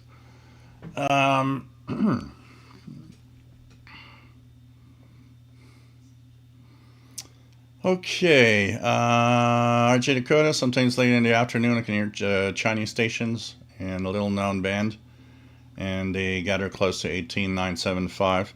Yeah, and they're sometimes completely off too. I've heard China National Radio 1 jamming the Taiwan station completely outside of any broadcast band. It was like something like 20,800 kilohertz. It was like, okay, this is not a broadcast band.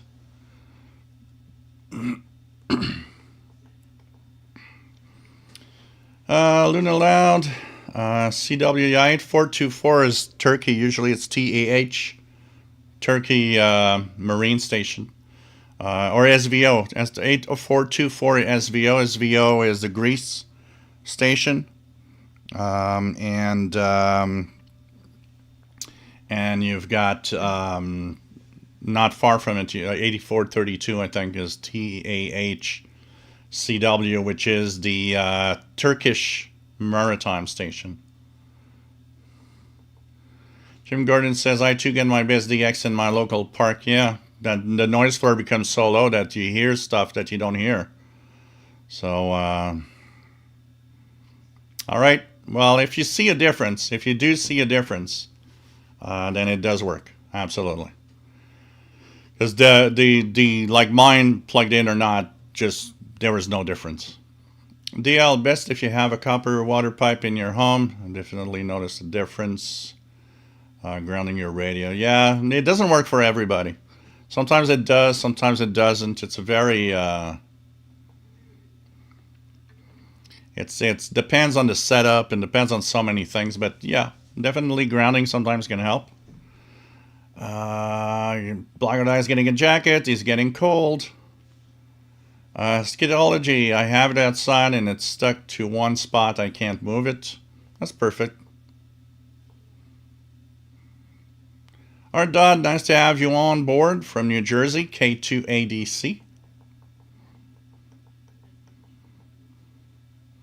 Then out Maggie, I agree to ATS 909X2 SSB volume is low, while the G and X version on the 909 are deaf on the stock whip.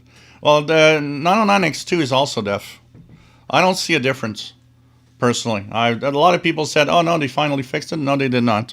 I find that the 909X2 and 909X and 909 are all deaf, even on the telescopic, all three of them. Deaf doesn't mean it doesn't receive. It just means that signals are weaker than they should be. But on an external antenna, they are great radios, though. If you have an external antenna, great radios. So, Brian Leisner, I love my Ethon Elite Executive. Great little radio, great travel size too. You need a manual for all those function keys. Yeah, today's radios, you need the manuals all the time because it's like, wow, there's so much to talk about. So much to talk about. Let's do a little pirate look here. Right now, North America. So Boombox Radio on 6935 AM. That's one's listed. So let's check it out. Let's go down to 69 kilohertz, and if I hear anything.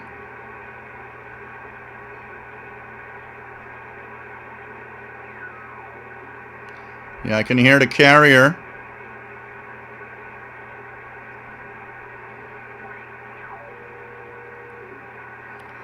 And really because of my eye noise floor, because 6935, that AM pirate, which is Boombox Radio, is definitely there. I can check it out. I can detect it. I will really need to put up my loop for this to work. This is going to be interesting. Shanaras got a weak signal on 6935. Tosilov, I have a strong frying sound on 11 megahertz band. It's interesting. All of it or just part of it? Lagadai, great signal on 6935 upper here.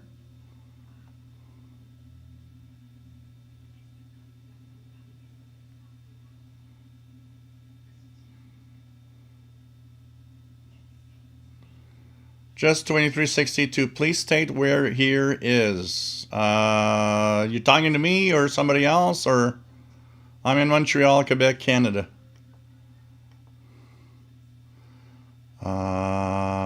Okay.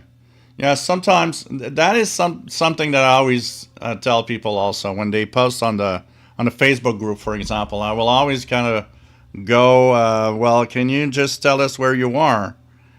And sometimes people don't realize, and I tell them, well, it's just because you gotta, understand that this is a global audience. What you hear where you are is not necessarily what somebody else will hear where they are. That is what shortwave is. So it's always the minimum frequency, time, and where you're located to make sure everybody knows, okay, that's it.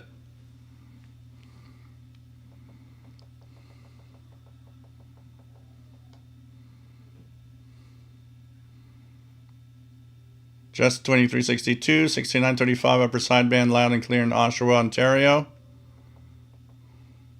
Okay, you got some kind of arcing in the power line.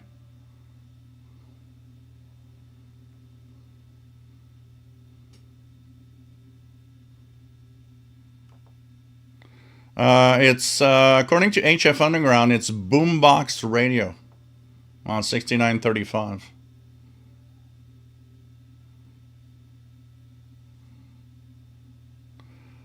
No problem, Bobby.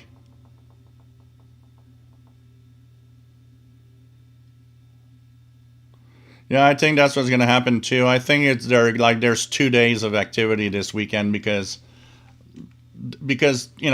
Halloween was on a Friday night, and I know a lot of places where they're actually doing some Halloween stuff tonight rather than yesterday. So it's kind of when Halloween falls on Friday, it kind of puts it in a 2-day mood. It's like, oh, let's do Halloween on Friday and Saturday, and so I think pirates are going to do the same.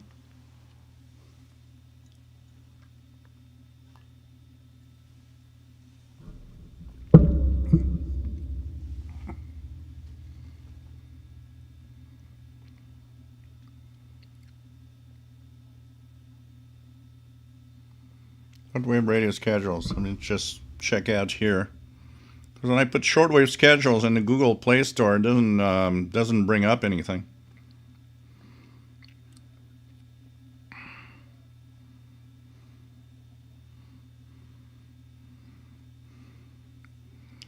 So, yeah.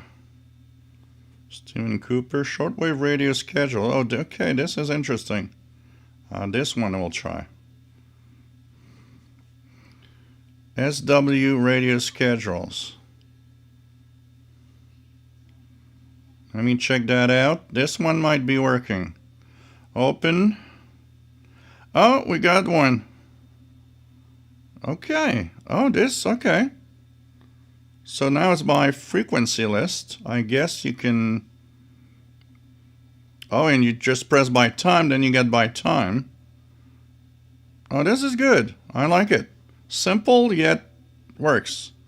Okay, guys, we got one thanks to TV Radio 72. The app is simply shortwave with SW radio schedule. Okay, SW radio schedule. This is the app that you want on Android. Once you open it, it shows up a page like this, and at first it's on frequency, so it will show you frequency and what can be heard, but you can tap on, for example, if I tap on time, days, it will give me the schedules by time. And there's by station, by language.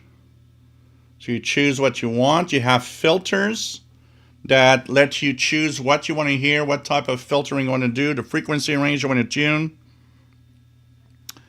So, get my location while using this app. So it has the capability of knowing where you are. So this is great. Upcoming. And this is nice. It has frequencies of long wave, medium wave, and all of that. I guess it's worth exploring for sure. So settings, my location is set up. Select time zone.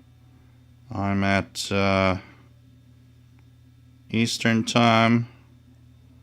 Checks for updates.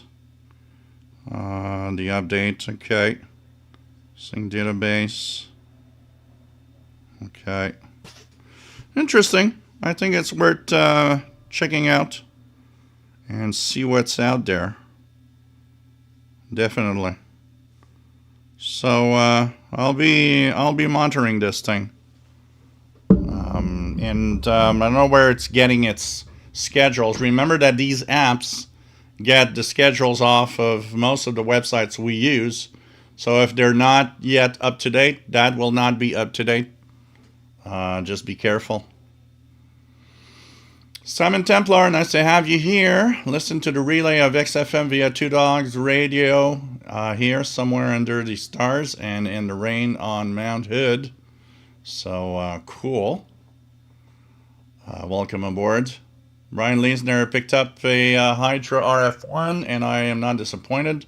I have it running on SDR++ along with the RSPDX, and RTL SDR V4 isn't an improvement over the V3. Alright. Blogger, I asked Microsoft Copilot who won the World Series this morning and it said Detroit. This afternoon I asked who won and it said Toronto. I asked it to fact check. It said the Jays won last game 3-1. XFM Shortwave. It's going to take a few days to sort through the logs and get the QSL list going. Relay shows are hard to QSL because the logs wind up in so many places. Definitely.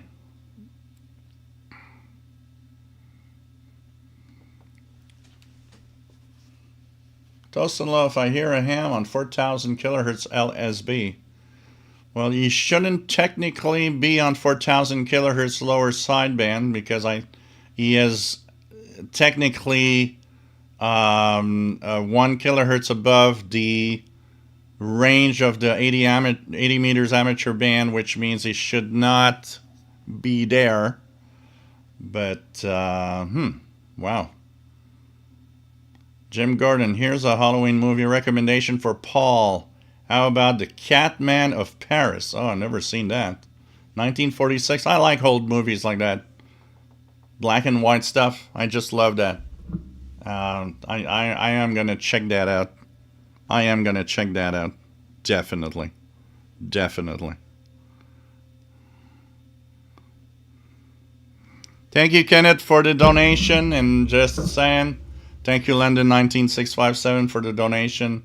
If you like what I do, if you like the fact I'm here all the time, we do these shows, we have a lot of fun together. We tune the bands, and we just have a great time. How about a super chat? Can you give me a little something here? And you can, of course, send for the pizza fund and cat treats for Paul, which I purchased this afternoon through PayPal at this email. And if you send it at officialshortwaveradio@gmail.com, it still works. Both emails sent to the same account. Think about it. You've been here for a long time, never done anything, never gave a little penny. You know what? If you enjoy this, it means that there's some value to having this type of content. Very different.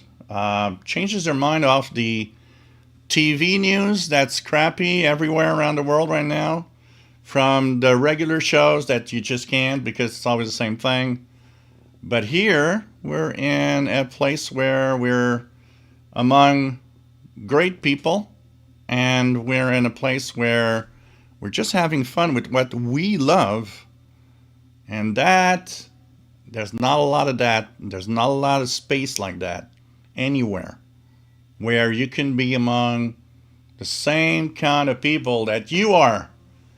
A weird person listening to the radio, a geek of radio. But you feel welcome, and here you are welcome. Here you're at the place you should be. So think about it through PayPal, through Super Chat, wherever it's going to be, and whatever amount. You know what? It helps tremendously. I'm replacing my antenna with your donations. So, you know, there's going to be videos on this, on the antenna itself and everything. So think about it if you enjoy what I do. And I think you do, because there's a lot of people here every week. You know, I saw the counter go up to 100, almost 170 earlier. I mean, it's not that bad. Going to 150, 160, 170 live viewers at the same time. I look at people that are much more popular than me in certain other channels. And when I look at their counters, the amount of people that they actually reach when they're live, I'm in the same league. 150 to 200 is often pretty much what they get anyways. And they are more popular. So it's like, from what I figure is that for a live show on YouTube, this amount of live viewing right now is actually not bad. And so I guess I am doing something right, and I guess a lot of people like what I do, and I do it because I love it, but I also do it because you love it, and you make me feel like you love it. Without your input, without you telling me, you know, this is great, maybe I would have stopped at some point. You know, I got a live show burnout. We can call it like that. You remember last year, I just like took away from live shows for a while, and I had a burnout. I just couldn't, like, I don't want to do live shows, and I stopped, and it like, I don't know, I recharged my batteries and everything, and when I came back, it was different. And, you know, since then, we've been every week here. And I don't know why something happened. It makes it different. And, of course, your contributions help enormously. and they help me continue also at the same time. So thank you so much for all of your donations. Don't forget, the donations will come with 3 things happening at Christmas. 2 Canadian International DX Club memberships will be given away to anyone that donated. And I have yet to speak to Mr. Blogger Die, but in collaboration with Blogger Die, there seems there's going to be a very nice surprise box sent to one of the lucky people out there. And it's looking good to be a very interesting surprise box. So that's going to happen at the Christmas show when Santa will be here. So all of those that donated will be in there. So think about it, and thanks for the support. Okay, guys? So, yeah, extra anchovies for Paul the Cat in 19657. XFM says, perhaps towards the end of the year, I'll be back on my own gear with some power. Until then, thanks all for listening last night, and thanks for all the relays making the show happen. So, thank you, Mr. XFM, and yeah, looking forward to you maybe coming back on your own equipment. It'll be kind of cool. And thanks for being here tonight, by the way. SWATcats 8764 strong on the QTH. Brian Listener 47. RJ Dakota was handling out Halloween candy and listening to XFM on my front porch. I was tuned to PL 330 on PL 880. John Arasha. It's not AI. It's more like a computer voice. It's not AI. It's the same old computer voice that they have for such a long time. Trick Schreiber. Nice to have you here from South Texas and 5 KVO. Tosalov 8764 strong in Alabama. Bob Cantor 8764 strong in New York. So pretty good. Lunaland Maggie listened to Valley Girl Radio on single sideband yesterday via the Kiwi. Mike B 8764 USB in Southwest Colorado. Blogger Die 8764 strong in Virginia, but there is some strong interference from something that sounds like a YouTube live chat. Okay. Oh, God. Well, like Radio Romania English 6030, if anyone wants to listen right now, 5:30, so that's 30 minutes ago. What else do we have? Trying to get down here, get a little faster, because I'm getting back.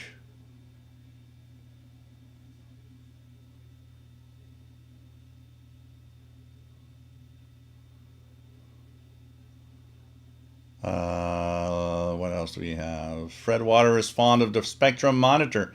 I wonder why. I know there's some Fred Water that has a great programming article in that or column in that magazine. I think his name is Fred.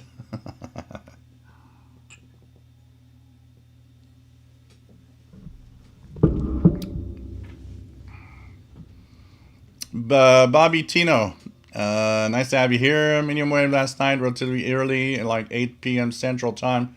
Really strong, was picking up WCCO 830 in Minneapolis, WTAM 1100 AM in Cleveland, all the way down in Dallas. That's cool. Brian Leisner, back in the day, Noah was a real announcer, no synthesized voice. At least I remember that in my mind. I remember when the Canadian weather, the equivalent of NOAA weather broadcasts here, were real people that were recording a weather statement or a weather broadcast that was actually put on the air a few minutes later. I remember that too. London 19657 loves the Amsterdam vibe in the Red Room. I learned many things. This is the Red Room. You don't know what can happen here. Brian Leisner, you are one of very, very few people that pronounce my name correctly. Oh, I do pronounce it correctly, Brian Leisner? I like that. That's, I looked at the name and I just went to, yeah, that's how I would pronounce it. That's it. Another guy that told me that too is MDK2, Matt. The first time he came here and I said Matt Kelleher, and he said, "Wow, I'm surprised you're one of the rare people that actually pronounces my name correctly." And there are a few names like that that for some reason I just nail. I know it must sound like that. I also mess up most people's names, though. Probably mess up more names than I actually have them right. But hey,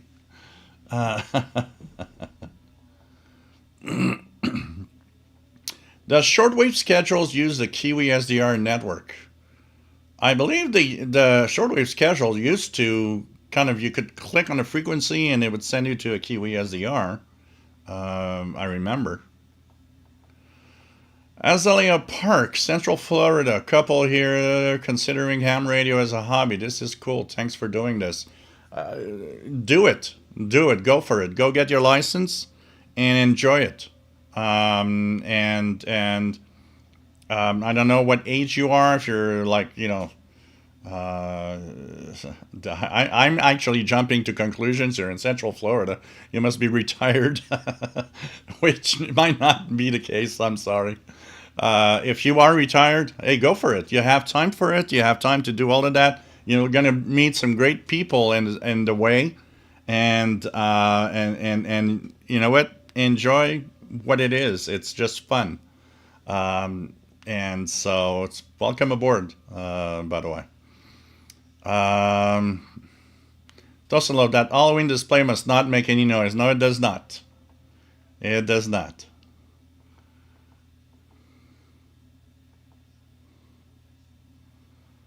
What else? Mike B, 1309 in Southwest Colorado.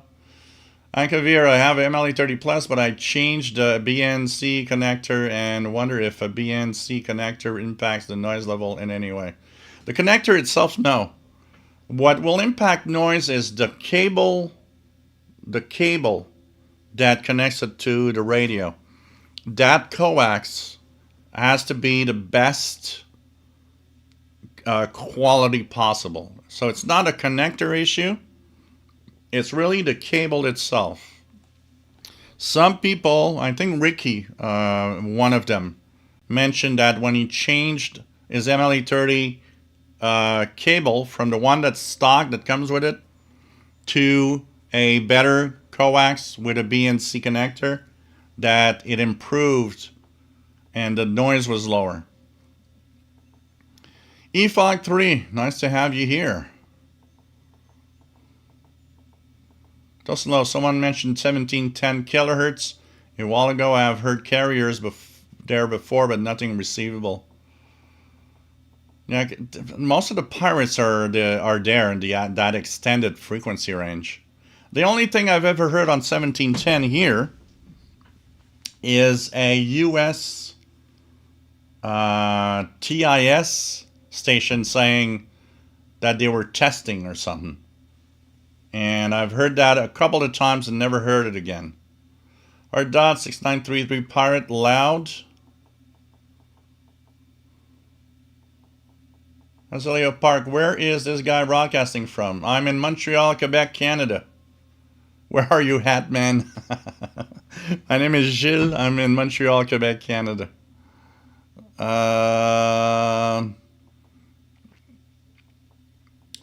Our dot 6935 AM pirate loud in New Jersey. Are balloon antennas a thing? Well, maybe for fun, but they're mostly a thing for fun than anything else. Blagadai, Spanish on 5025, maybe Radio Rebelde. Oh, possible. Possible.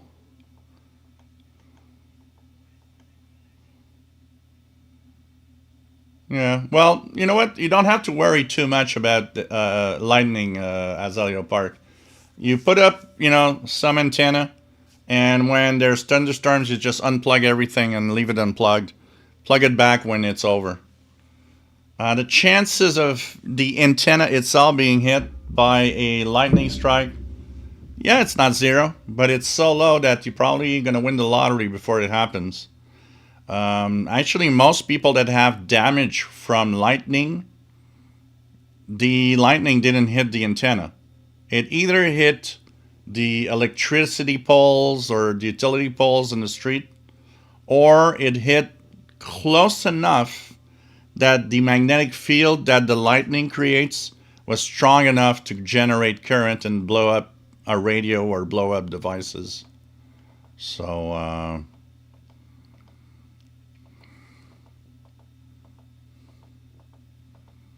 okay, Michael, nice to have you here. 6935. They're very little under the noise using the grounding satellite 800. Skidology. Brian Leisner says a shortwave radio schedule looks promising. Yeah, kind of interesting. Okay, Michael, do you get VOCM St. John's, Newfoundland on 590 at night? I've never heard that station. Never. And I tried a few times. I would love to hear that. Maybe when conditions are right. When we're getting into winter, this is usually the time when the propagation gets better on medium wave. So I would think that maybe trying it in winter is going to be interesting for sure. So yeah, I need to check it out. For sure.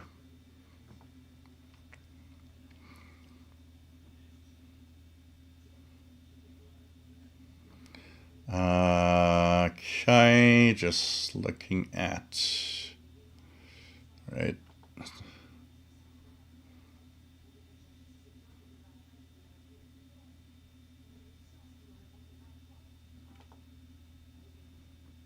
Right.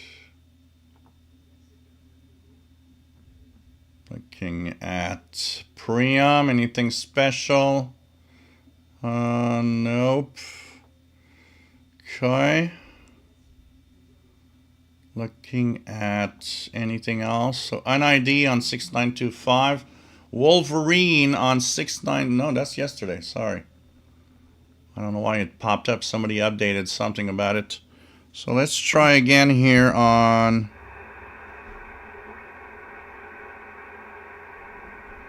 Pirate Band. See if I can hear something.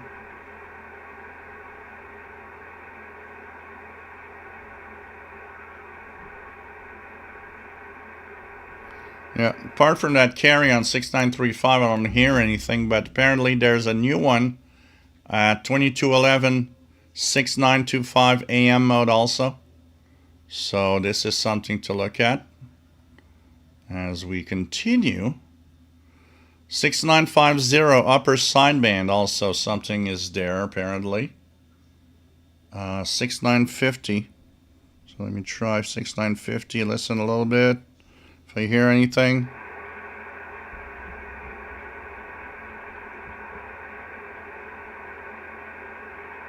Nothing on 6950 here for now. So let's continue monitoring. Maybe some of you will hear some of that. Getting a little closer now. Only 20 minutes, less than 20 minutes away from the bottom of the chat. So nice to have all of you here. And thank you, Art Dot, for the tip via PayPal. Much appreciated. Simon Templar ordered the PL 880, and you're starting to love the Texans, Simon. Told you. I told you. Simmerkera, Radio Canada East. Call VK3AM. Nice. I'm in Montreal, Quebec, Canada. Nice to have you here, my friend. So you're in Australia. Nice to have you here. My call is Victor Echo 2 Zulu India.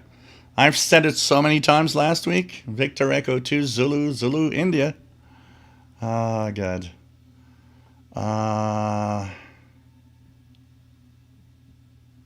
Yeah, he's out of band. You can't be at 4. It's like at the contest last week, the number of times that somebody came back,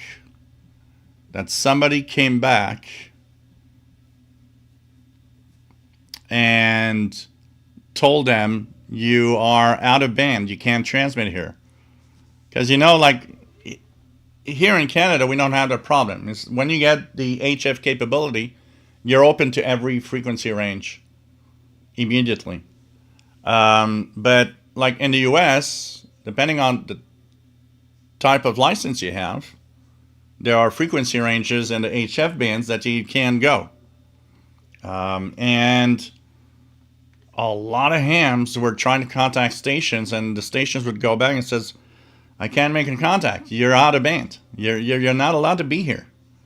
And man, I heard that so many times last week. I was surprised. It's like, come on, you just got your license. First thing you need to know is where you're allowed to be and where you're not allowed to be.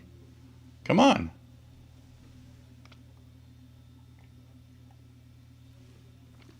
Well, it's not thank you for the channel. It's thank you for people like you that keep the channel alive. Penny's Yarn Crafts. So what is the difference between using a SW schedule app on my phone or tuning into a QESDR or WebSDR? Okay, the difference is that a shortwave schedule app is just to give you schedules. It's like you want to know what's out there at a certain time. Or you're hearing a signal, you want to know what is that signal.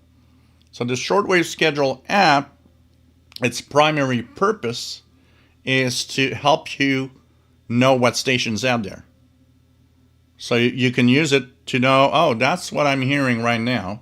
Or you can use it in the reverse way and say, what's on right now that I could hear that I want to listen to. And so this is different because you're not listening, you're using it as a tool to know what you're listening to. For the rest, QESDRs or WebSDRs, it's just listening online. I hope I answered your question the way you asked it. I think you asked it. Ken Michael got NTV CJON Channel 8 Newfoundland St. John's, Newfoundland, Canada via internet. Have a QSL card. From internet? Did they send you a QSL card and you listen to it from the internet? Out of curiosity?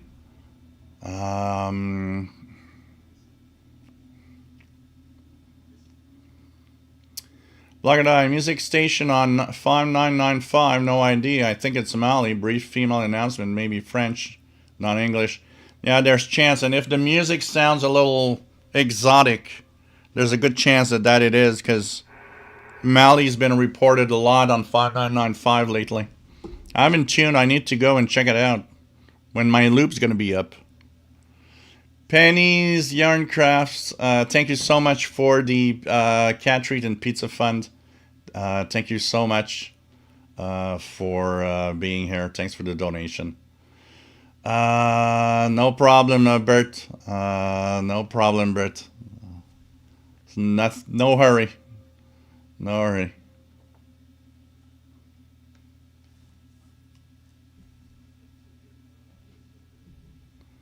Jerry Hart, nice to have you here. Niagara Falls, New York. Michael Moore, nice to have you here. And hope you're having fun. Simon Templar, I think I know why you got burnout. Life away from the channel show was busy. Yeah, it still is, but it's getting a little better now. At some point, you just don't know where to put your mind. It's just crazy. Okay.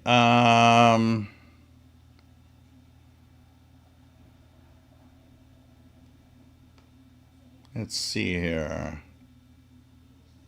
What else do we have?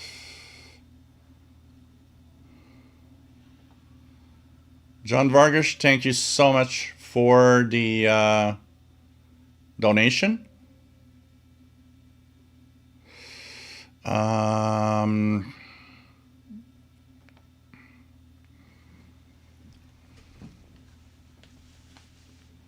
So let's see. Okay, Marvin Montz, nice to have you on board from an American refugee in the Japan Islands.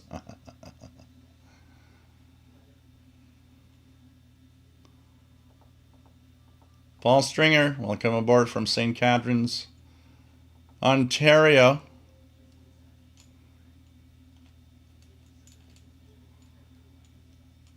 Seven Templar. Ricky mentioning XFM shortwave was very good to excellent last night in Calgary. So that's cool.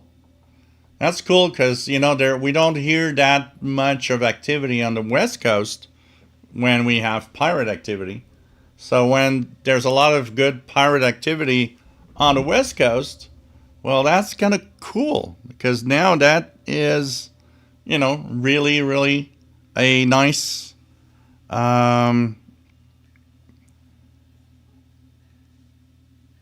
thank you, Brian Leisner, for the donation through PayPal. Much appreciated. What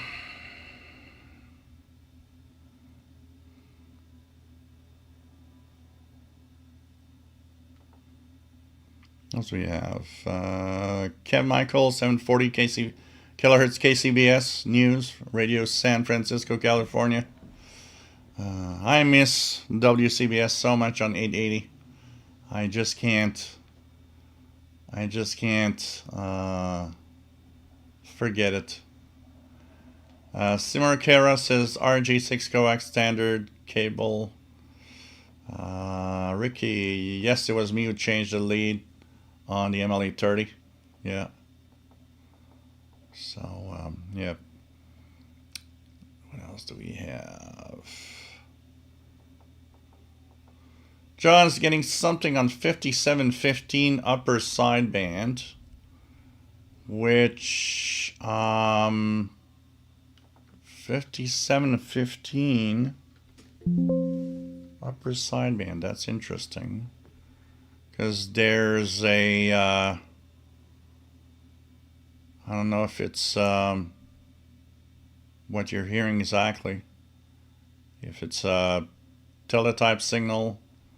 There's the U.S. Navy on 5716, which is from Puerto Rico. It's an encrypted RTTY signal, if that's what you're hearing.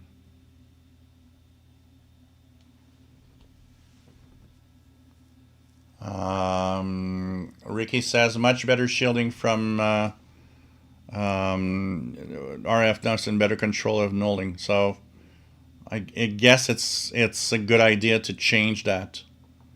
So nice to meet you, Azalea Park. James DeKelle. Jill, you don't have to put on the red light. Roxanne, you don't have to put on the red light. Those days are over. I love the Police. And Sting, too. Toast and Love. Occasionally you see a roadwork low power station and the AM broadcast band. XFM shortwave. I put an F connector on my MLA. Makes interfacing with RG6 easier to implement. Cool. Cool. Yeah, because often if you buy stock RG6 cables with connectors, the RG6 often comes with an F connector. Yep. London 19657. Don't be like Ben Franklin. Hey, let's put that antenna up. Oh, there's a thunderstorm. And it doesn't matter. Come on. Put the kite. Let's go. But you hold the string. You guys hold the string. I'll put the kite up. That doesn't sound dangerous at all. Ricky Long says the stock antenna lead on the MLA 30 Plus has such poor shielding that at my location I could hear the signal change just by waving the wire around. Wow. Well, it doesn't look like the best quality cable. That I would totally agree with you. And I'm not surprised. Thank you so much, Azalea Park, for the donation. Much appreciated. Basement Lambs, does this channel have a Discord that may help grow channel organically? There's no Discord and there's no plan to have one, honestly.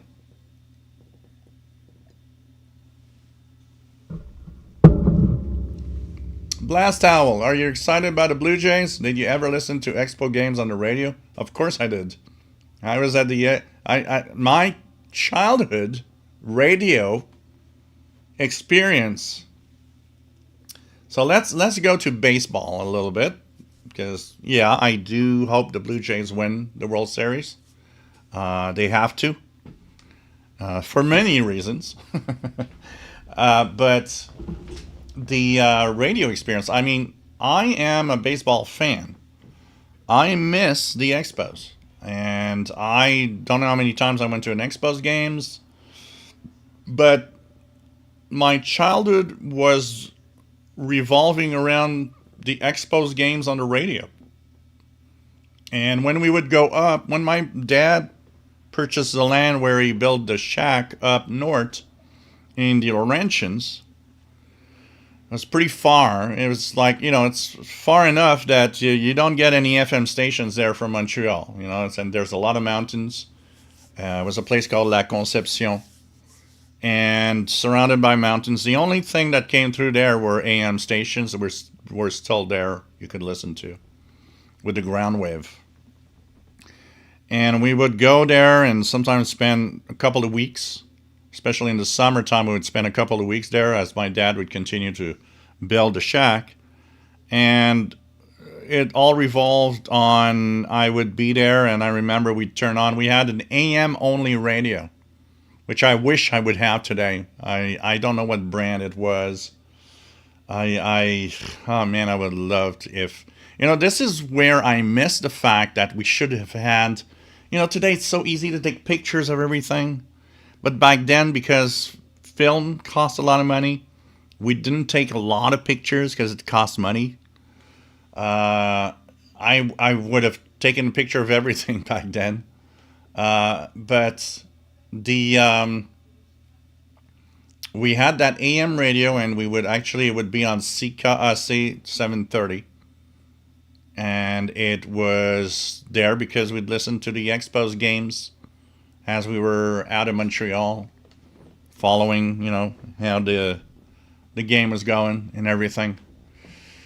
And man, that's a radio experience in itself. And I'm sure a lot of you, whether it's baseball or any other sport that was on the radio, if you were a fan of a team of any sports, I'm sure a lot of you have the same radio was important. I had my favorite team that I could listen to, whatever it was, NHL hockey, baseball, the baseball teams, or football or whatever. And you could follow your favorite team on some AM station somewhere. Or back in the day, a lot of it was on AM. Today, I guess maybe some are on FM. But I mean, radio and sports were kind of linked for a lot of us in some way. Can tell you that.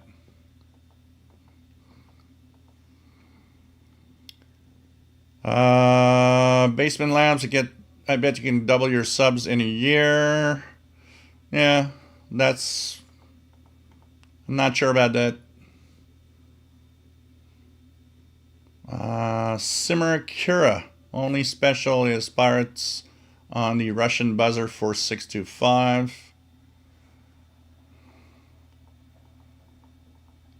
David in Barcelona, nice to have you on board. And yeah, pretty Halloweenish, absolutely. For once, I look red, but it's because of the color of the lighting, not the camera's auto correction. Tosalov, I've been listening to the carrier on 6935 for 25 minutes or so. Very consistent signal, not much fading.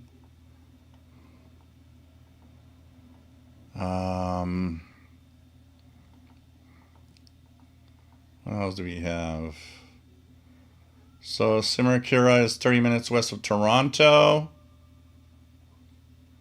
Basement Labs, do you ever wind balance? Nah, I buy them already done. I don't have time to do them. So I just buy them.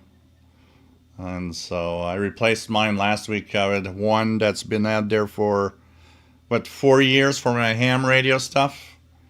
And I started the CQ Worldwide DX contest.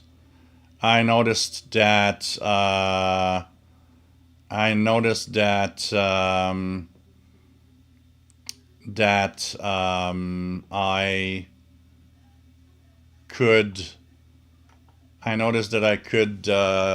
had some problem with the tuning of my ham radio gear, and so I started to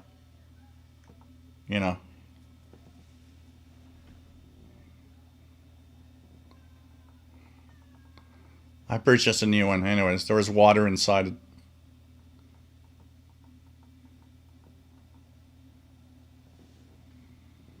Tosanova was surprised to see those MLA30s and stainless steel elements. Well, they have to. They're outside in the bad weather. A lot of them. RJ Dakota, never did I DX TV stations, but caught a few by accident, especially one from Flagstaff, Arizona. KALZ at the time. Jean Arrache, stations in Newfoundland that have call letters that start with V are stations that existed before Newfoundland entered the configuration, or do they all start with V? I guess there are only 2 of them, including VOCM. Yeah, these are stations that predate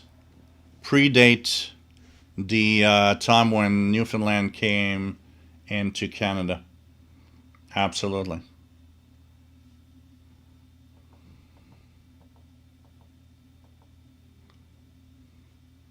Our dot 6950 per sideband IDing as Radio Comedy Club International. They were there yesterday also.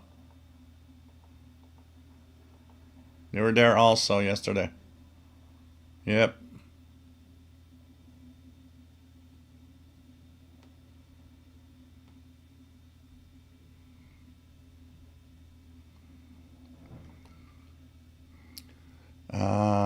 David says, I also replaced the stock loop on my MLE30 with a Mobius 75 ohm coax loop, 1 meter diameter. Made a noticeable improvement on performance. Cool. At least I'm using PayPal going forward. The skimming I didn't realize. Yeah, the YouTube takes 30% of any donation, where on PayPal it's a much smaller percentage. Much smaller percentage. Ricky, VA3ZYW, welcome aboard. Bonjour. Bienvenue.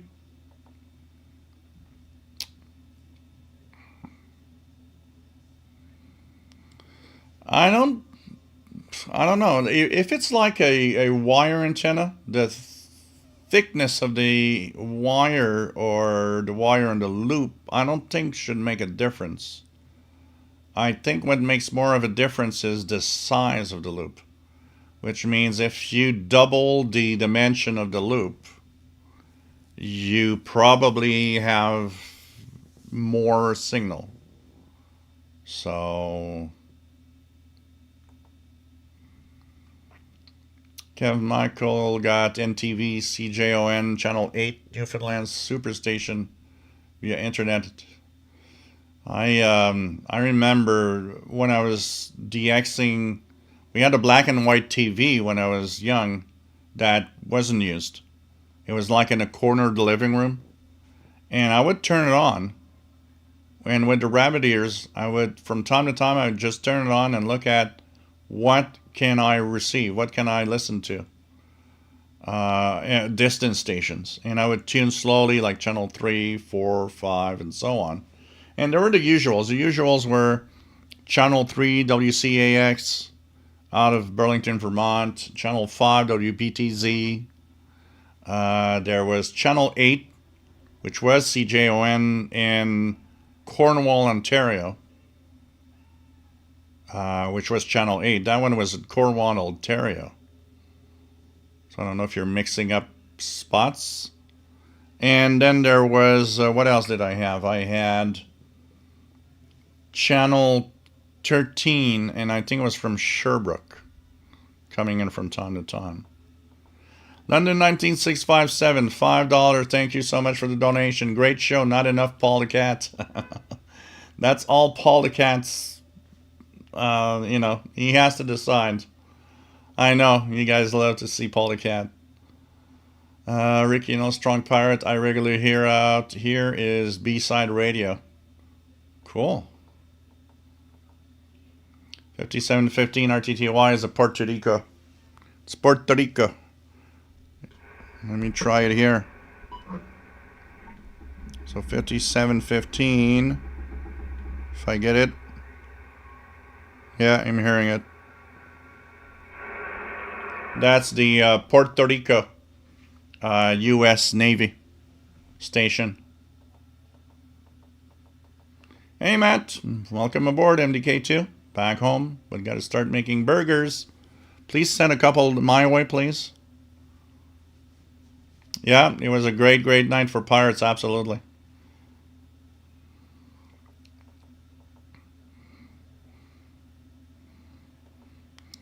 What else do we have? Yeah, the RCA cables, because the problem with RCA cables, they're not shielded much. RCA cables tend to be just copper wires. So if you're very, very short, it might work. But in a certain distance, it just adds noise. Plug and I, 7250, male announcer in Spanish, short music bits between announcements. So let's check out my list, 7250. What could that be? Find 7250. And here we go. And that says China Radio International 22 to 24. So that's our time frame. Spanish, China Radio International. That's according to my listing here from the Aoki Japanese list that was updated at 12 hours UTC, October 31st. So China Radio International. The listing says that is from Spanish, from direct from China, from TKS. What's TKS? Is it Tajik? No, Tajikistan is TJK. TKS would be, I don't know. Where's TKS? I would have to look at the abbreviations. I need to look at the abbreviations, but so it's coming from TKS transmitter site, which is 4405, 4408, okay, 440853 North, 39, I wonder, is it from some Chinese transmitter site? That's interesting. Let me try it out here, just out of curiosity. We hear China. Let's put AM mode. 7250. In Spanish should be.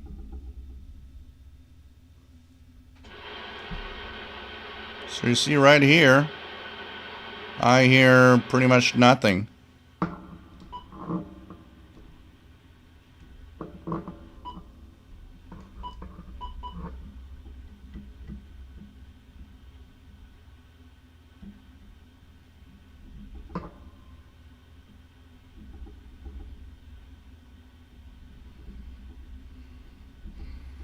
So that's kind of interesting. Um,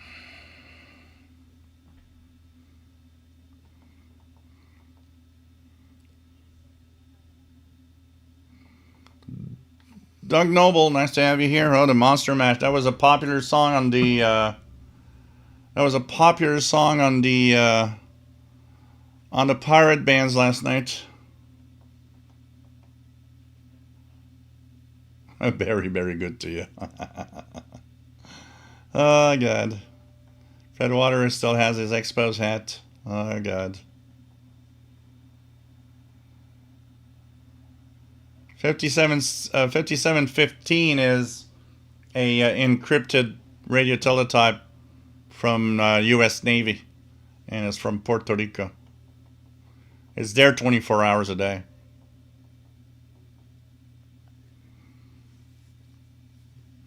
Yeah, old radios. That's what we took pictures just for you know just for the for what was important. So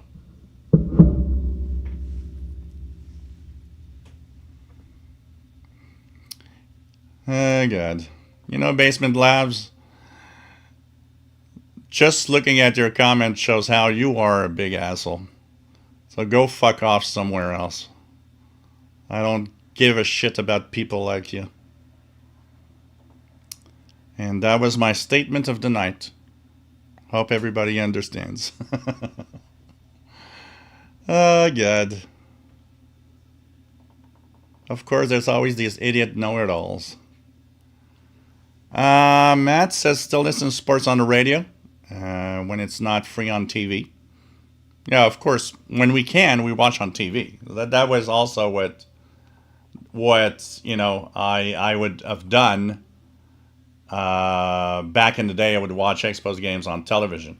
But where we are going, with somewhere where there's no TV or anything, well, yeah, radio's there. And like you said, if your favorite team is on a paid system, well, if it's on radio, that's free. Just listen there.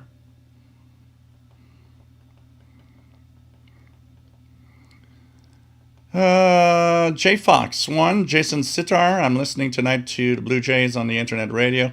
They're also streaming it live. So yeah, that's going to be something tonight. Everybody will be listening to that. Everyone.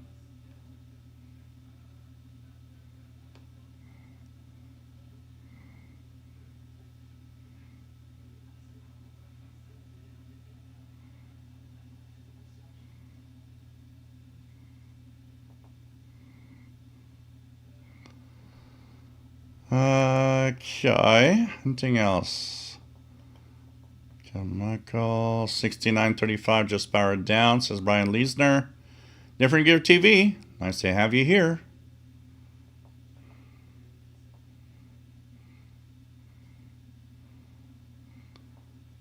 Well, all of us Canadians are all for the Blue Jays. I'll tell you that. Don't start a sports war here. We're going to have a new rule. No politics, no religion, and no sports. Oh, God.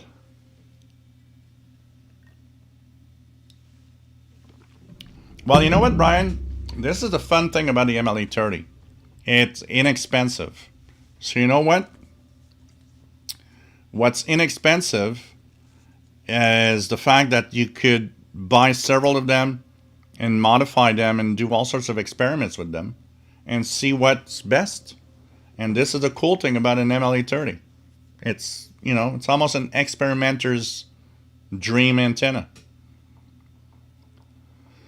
London 19657, thank you so much for the donation. In 1972, my dad had a wire along the wash line. We heard live boxing live from New York. Went in and out on the skip. Happy times. Yep. Like I, one can find anecdotes of people who have tried various wire and loop sizes on the online discussion boards like Reddit. Yep. Kev Michael, have QSL from that CBMT Montreal. Wow.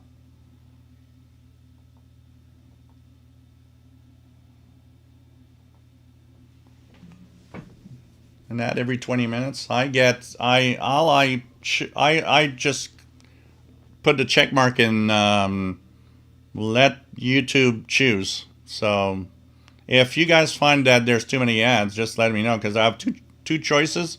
Let YouTube choose or choose. I did that a couple of times. I chose every 30 minutes or something. I could choose a time frame.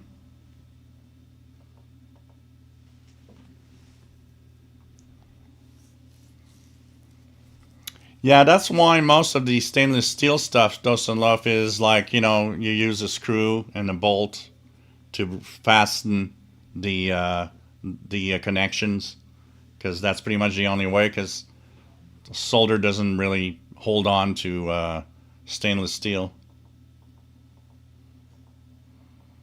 Doug Noble, hey, some guys would drive their cars to certain locations to pick up better reception of their team's radio broadcast at night. Sheila, nice to have you on board from Belleville, Ontario. Thank you so much for the nice hat. It's a Radio Canada International ghost hat. Kevin Michael, 7250 CRI, yep. Sid, welcome aboard.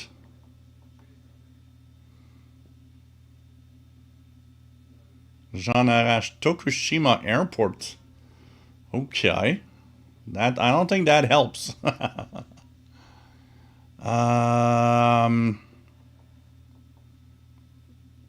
TKS is China, so it's in China. So yeah, I thought it was probably a Chinese location. So it's in China. Mad Weird GXer, M7EIW. Nice to have you here, John. Yeah, I guess that's what it is. One of the main transmitter sites. Yeah, I guess.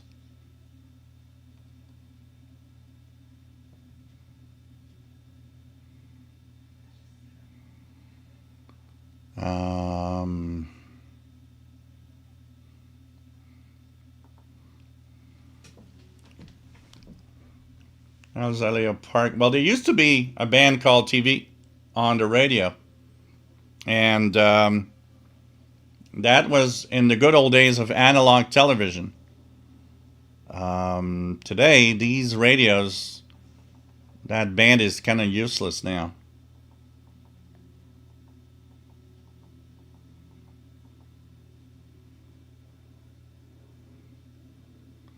Yeah, there's a lot of sports that do not have that luxury of radio capability.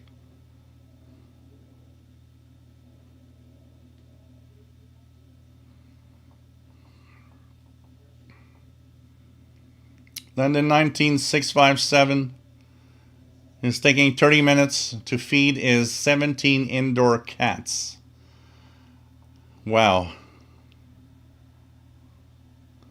Skidology, you're from Montreal, so you're probably a Canadian fan on the hockey side of things. I'm a Maple Leaf fan. Well, if somebody has to win, of course I will, hope it's the Canadians. But I'm not much of a hockey fan, so that is the very weird thing about me.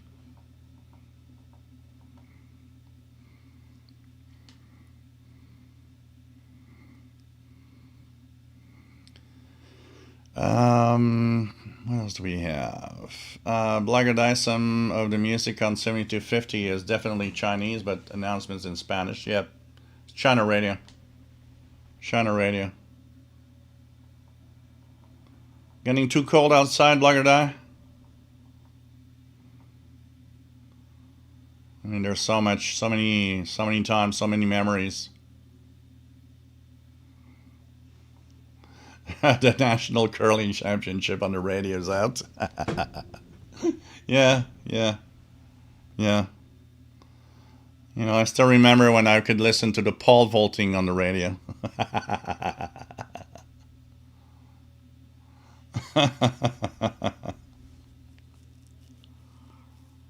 Oh man, awesome band. Uh, TV on the radio, yeah. I just realized she woke up just to talk about it. She's like studying on her stuff, and but keeping an ear on what's happening here in case she has to jump in and correct us or something.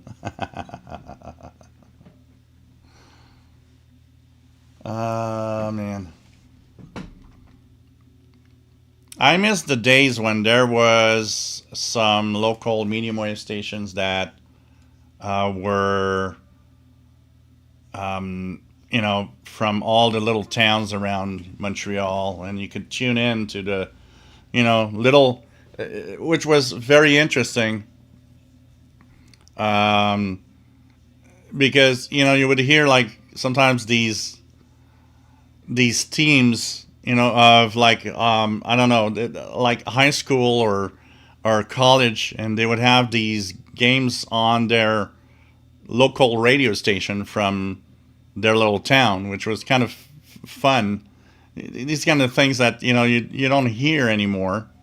And I was like, oh, look at that, the Saint Hyacinthe Tigers or something are having their game and they're on the radio of the local little station there in Saint Hyacinthe, Quebec. And it was kind of, it's cool. It's kind of the community thing of what radio was all about, with each little station on each little city talking to its own little, um, you know, um, population of what's happening there. And that was fun. I mean, that's sad to see that we lost the that small town community cool thing. I mean, I listened to a friend of mine is he would be in, like, he would come all week. He would be in Montreal. We'd go to school together. And on Friday night, he would leave, go to Saint Hyacinthe, where our friend Jean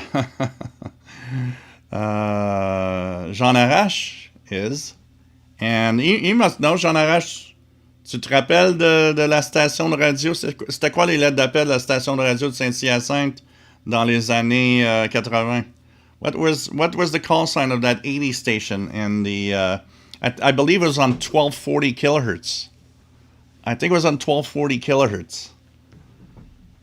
So he would go there, spend the weekend, and tell me how cool that station was.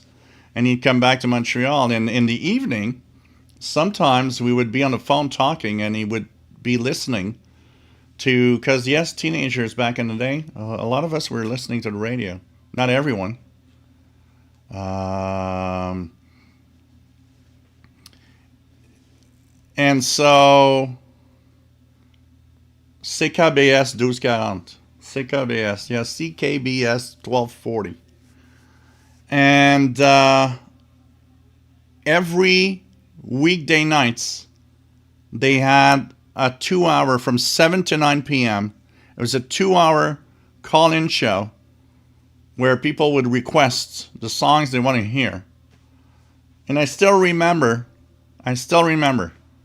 every single night, the same guy, the same voice would call in and ask Stairway to Heaven by Led Zeppelin. So it's like, okay, you would listen to it and it was like, well, I wonder what time we're going to hear Stairway to Heaven tonight. So it's like, oh God, and I remember that. It's like, I miss that. That was fun. You would tune around. There was this station on 1040 They were calling themselves Radio Sun was their kind of tag name, and Radio Soleil in French. And the reason they called that, and this is where I learned for the first time ever in my life about some of the rules of AM stations. Because the first time that I stayed until the station shut down, and we were in the summer, so it shut down like at 9 p.m. And I remember the announcement came up and said, because of the rules of the Canadian radio telecommunications, blah, blah, blah, we have to shut down at sundown to meet the requirements of our license. We'll be back when the sun rises at 5 a.m. And I'm like, what? Why? I didn't know about propagation back then at all and all this stuff about AM radio. All I was as a teenager was, why? Why do you have to shut down at sunset? I don't get it. Of course, now I know why, and later on I learned why. But for me, it was such a weird, awkward thing. It was like, what? You shut down at sunset? I don't get it. But yeah, there's a lot of those things, those stations. I remember one station on, I think it was 910 kilohertz. That was from the Laurentians. And wow. There's so many things that were so cool. Jean Arash, today every radio station is so formatted that you hear, yeah, it's yeah. Same thing everywhere. Marvin Moss, why did the curling stone call the radio station? It wanted to know the sweepstakes results. Okay. Oh man. Sarah Cara says FM in the 90s. Whoops. Here we go. Let's start again. FM in the 90s, CILQ Q107. Friday was mandatory Metallica. Oh man. Pretty Madrid DX, every station sounding the same is because of networking. Here in the UK, not only commercial stations do that here, but also local BBC stations that can have a few counties running the same program. Yeah. It's all about, getting everything under just a few companies or organizations, and they run everything. And everything sounds the same. Canada's become that too. It's crazy. Tuning the AM band here in Montreal is a very unique experience. I mean, I don't know, maybe would you guys like that? If I just go and see if it's a possibility, because I don't even know if I could with the antenna I have.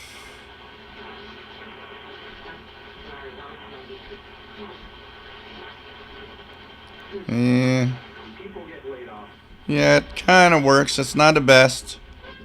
It would be best with the, actually, it's actually rather crappy. I'm not sure it's a good idea.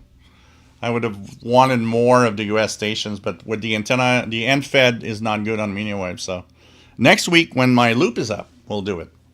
Tune around the medium wave and jump over the music, of course, but it's like those that are not used to American stations on medium wave, get ready. And those that, because we're gonna jump over things very fast.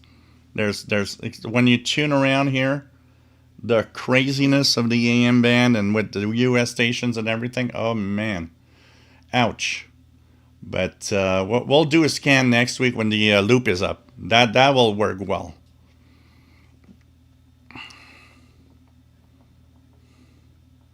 Oh yeah, they wanted some of the stations not to be interfered and do what have their their own station and go through at night. J Dakota used to have a pop station that went off at sunset. It was on 1460. Jean Arrache CHRS's license was a bad frequency to have. They broadcast from the basement of about 500 and Greenfield Park. Yeah. Doug Noble, I used to hear a station from Lindsay, Ontario at night from here in the DC area.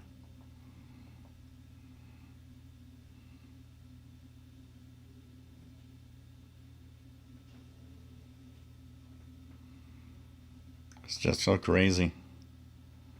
You know, right now AM in Montreal is crappy. I mean, there's nothing interesting. The hope is that one of the stations, the one on 690, on 600, sorry. So 600 is just music, and that is supposed to be a 24-hour news talk. They have been purchased by a new entity that's apparently put a little more talk radio, but still. I always said it. I'd love to have an 880s WCBS style news talk, Anglo and Franco in Montreal, 24 hours. That would be great. Because this is 600, and the same owners have 940. So 600 is the Anglo one, 940 is supposed to be the Francophone one.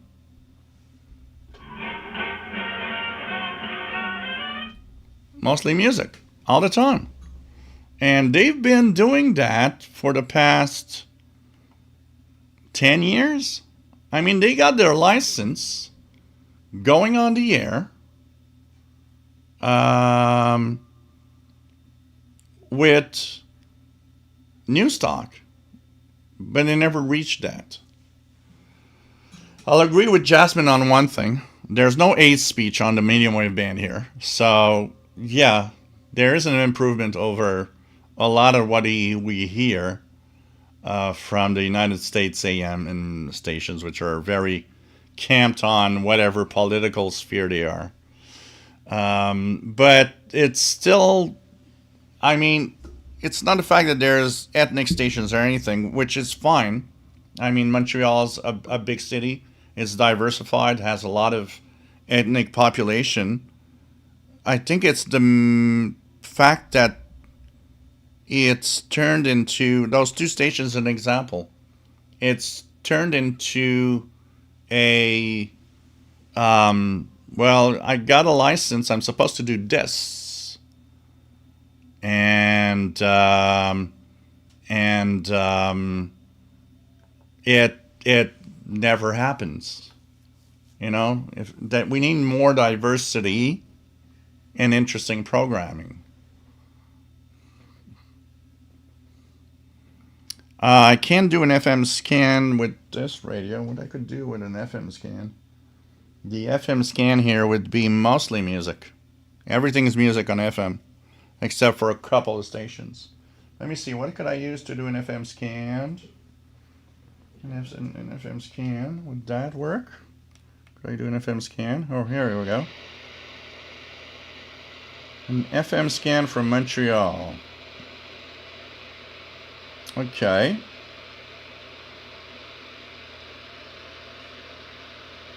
Let me just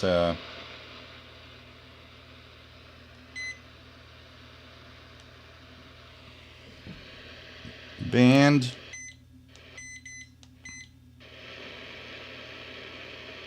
FM. 2 a.m. Sunday morning.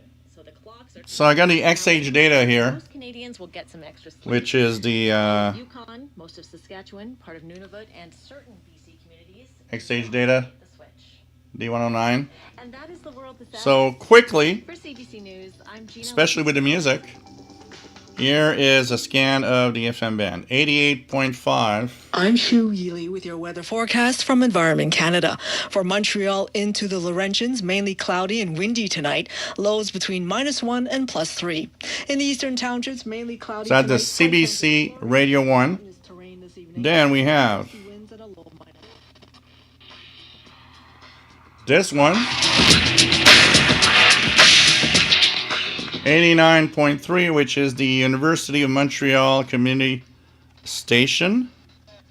Of course, 90.3 FM. But to me, it seems like she was down to get me. CKUT 90.3, where we have our international radio report. We do have this Catholic religious station on 91.3.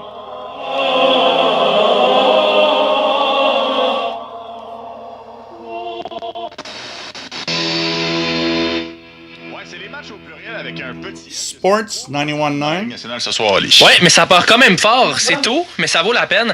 À 16h, Avalanche contre Golden Knights, quand même deux des bonnes équipes. We've got The Beat 92.5.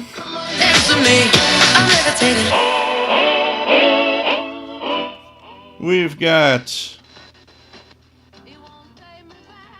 I don't remember what that is, but it's 93.5.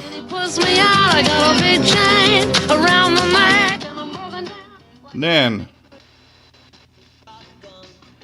94.3, which is a station that used to be CKLM, not CKLM. Sorry, I'm lost here. 94.3 was oh God. Oh well, it's one of the pop radio stations in Montreal. With some Billy Idol right now. So the French chaîne, première chaîne, Radio-Canada, 95.1. Hola. Le tout sous la rigoureuse supervision de notre juge et gardienne du pointage, Hélène Mercier. Allô, Pierre. Allô, bienvenue. Bon, j'ai fait ce cours dans les présentations. Then, the radio station which has probably the lowest rating of all in Montreal, Virgin Radio on 95.9.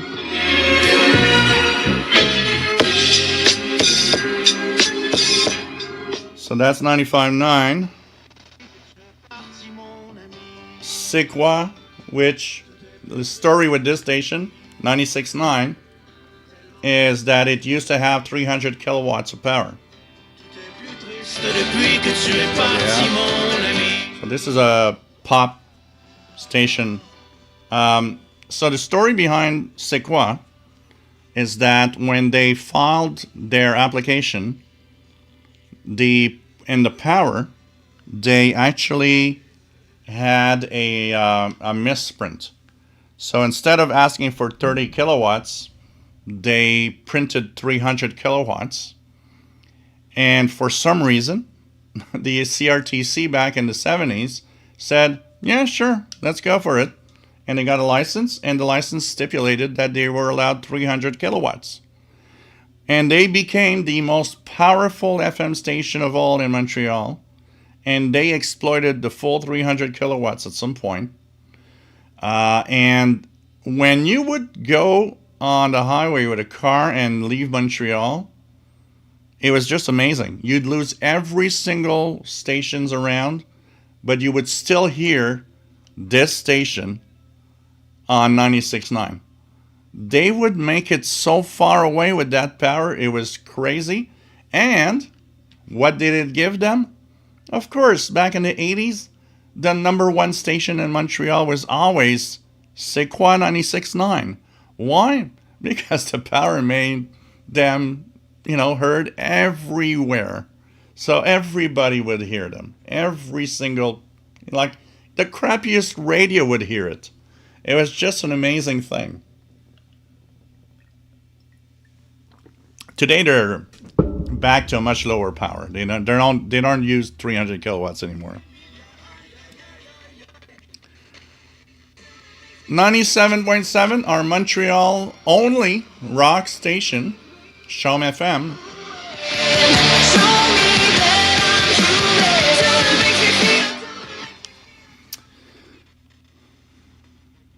.98.5 is a talk station, CHMP 98.5, which is a news talk station in Montreal. leur destin se croisera, comme on disait en ouverture d'émission. C'est sûr. C'est un peu ce que Drake Batterson nous a dit dans le vestiaire ce matin. It's grown a lot, obviously.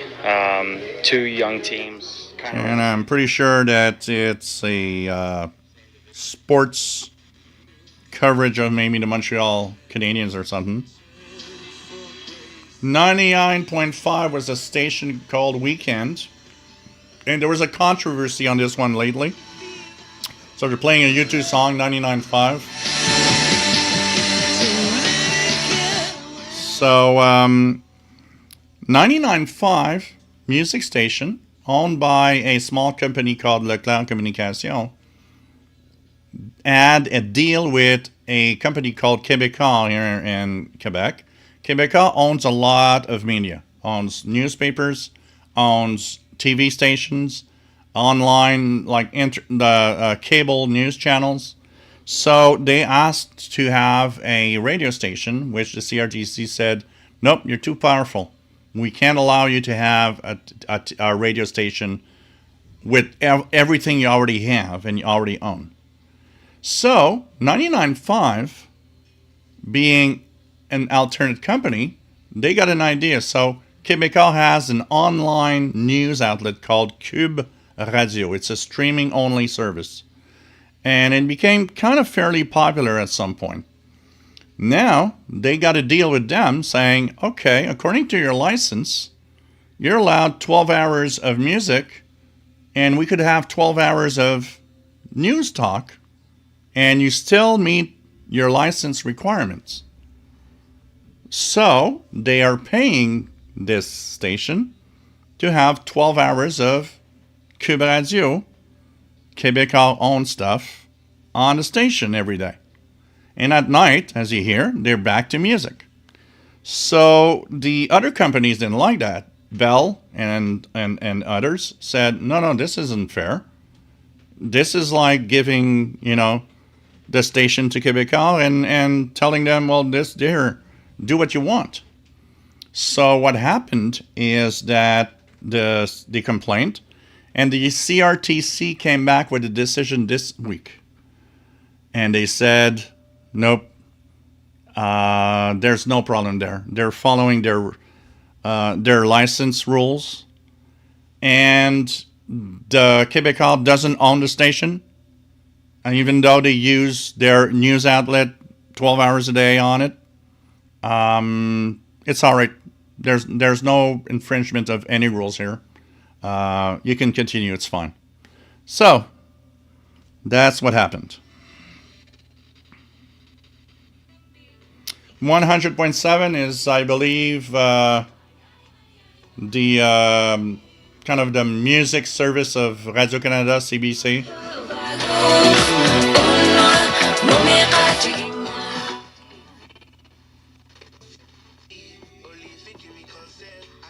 .1015, which I don't know what it is.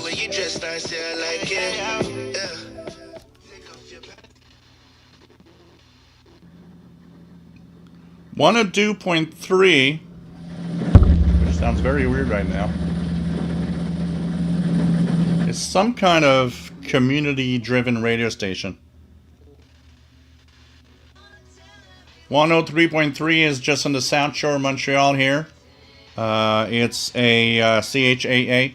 It's a community-driven station for the Longueuil South Shore only. Every time I feel late.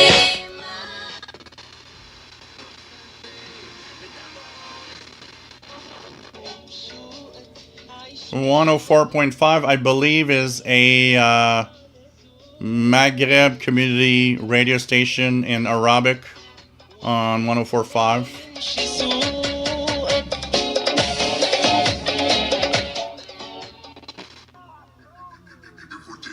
105.1 is called Mike Radio. It's a station that transmits from not that far away from where I am, on Avenue du Parc, at Park Avenue. It's often has programs that go to the Greek community of Montreal.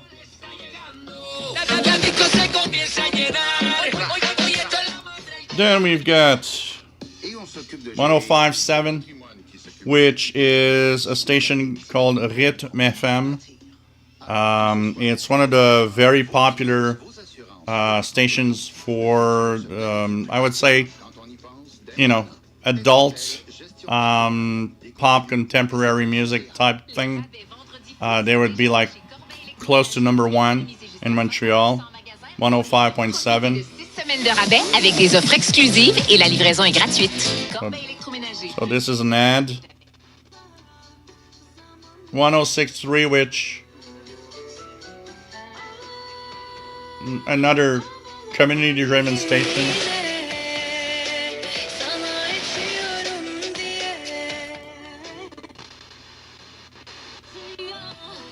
.107.3 Rouge FM, which is another very popular adult pop contemporary style music station. 107.3.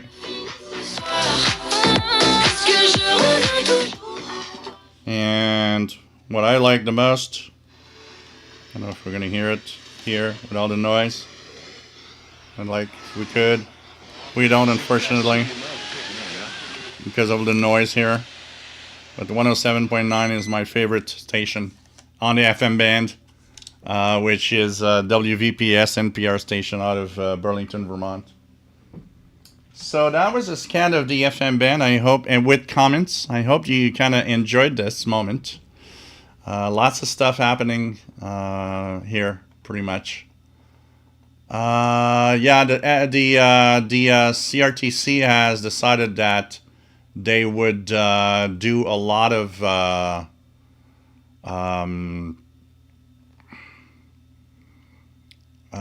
like all the rules are kind of relaxed now.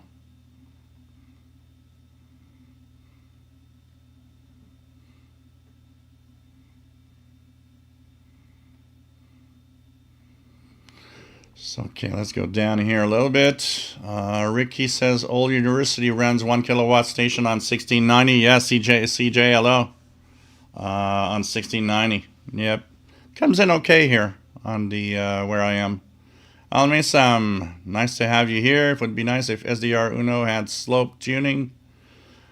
Spindle Twister, 6:20 a.m. Talk Radio, Milwaukee.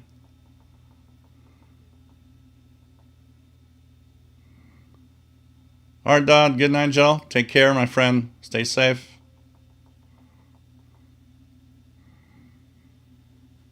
Nope, that also is a station I don't hear up out here. 540 kilohertz. There's some other station from the United States that makes it here that pretty strong on 540.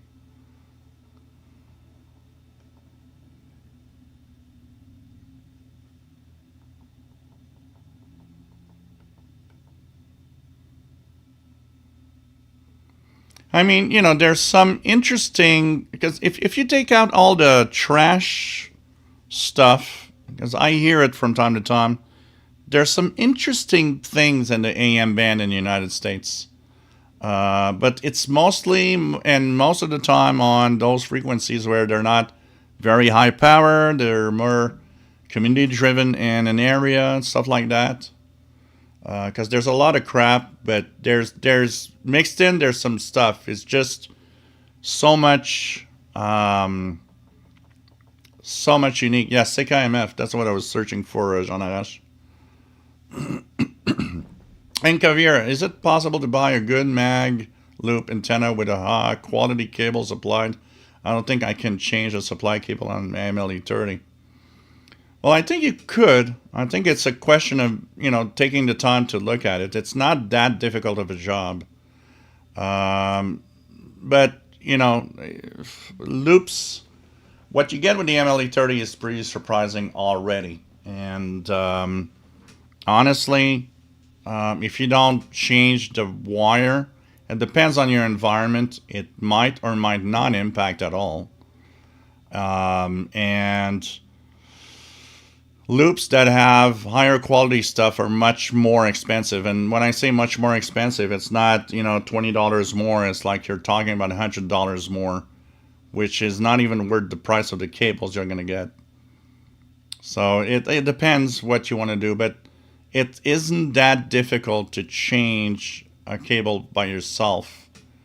You don't even have to change the connector, Ankavir. What you could do is simply go online and buy a quality cable that's supplied with MLA, with the SMA connectors. So you don't even have to change the connector. You don't have to solder anything. You just get the cable with the good connector, with the good quality cable, and you just unscrew the other one and screw that one in, and you already have a better cable, and you didn't have to do anything fancy. Just buying a cable was enough. So I always thought about one thing, Jasmine. I always thought that news talk stations should never have been allowed on FM. I always thought news talk stations should always have been only on the AM band. Keep FM for music. And on the AM band, putting all sorts of rules. Not more in the market of, this is the amount of stations you'll be allowed that can talk politics.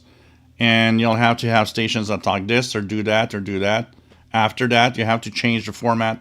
You have to have a variety of programming. We'll listen to what we want to listen to after that.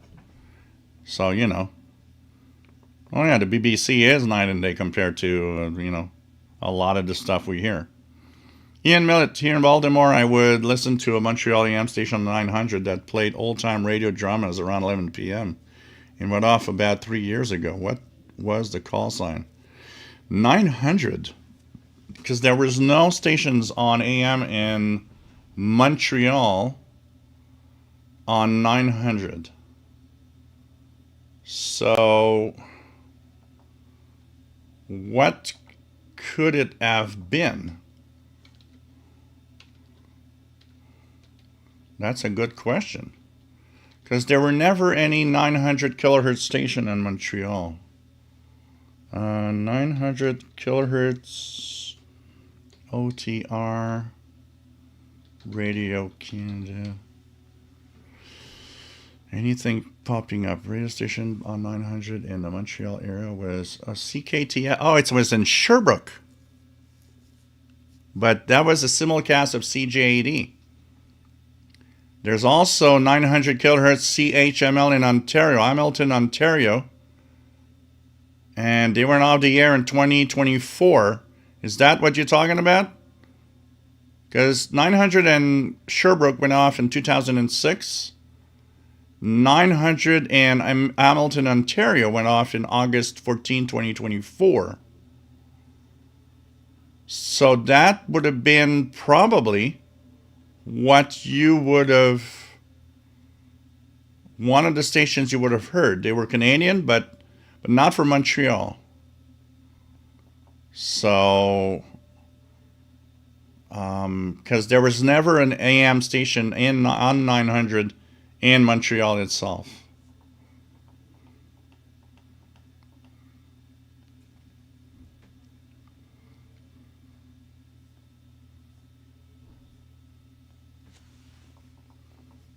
Hey Kevin, nice to have you on board. Toast and Loaf has a dedicated AM radio in his bathroom. Ricky Sequoia, with its old iPower, was one of the few FMs to consistently perform well in the underground city. Oh yeah, it was just amazing. Dr. Arshad Jorshin, welcome aboard. Thank you for being here, Doctor. And nice to have you here from New Delhi, India. Always a pleasure to have you.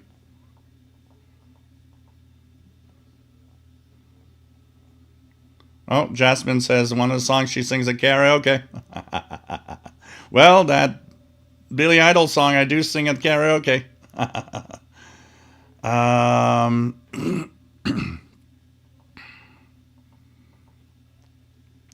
6927 has some fast CW.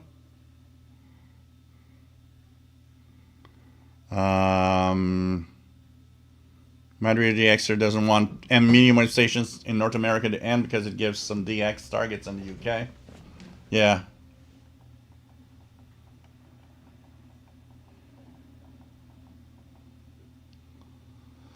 101.5 CIBL Community Radio, 102.3 multilingual station. Thanks for the. Hey, David Snyder, nice to have you here. It was an FM band scan.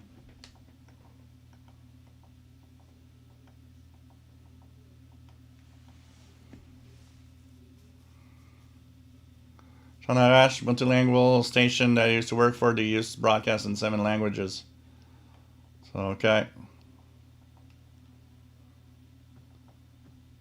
So that was the quick tuning of the FM band.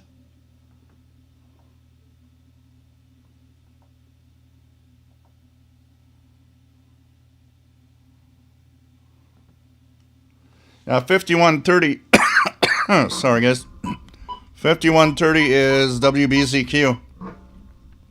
They've come back to that frequency lately.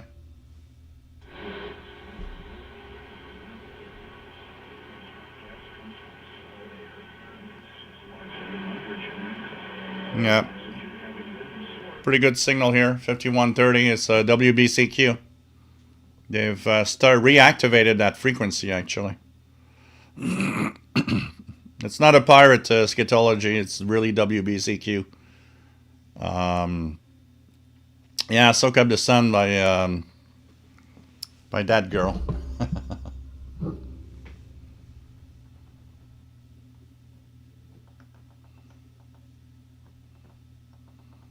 So what else do we have? Fred Water, Sunday is the CBC's 89th anniversary. CBC Radio signed on November 2nd, 1936. Wow. Pretty cool.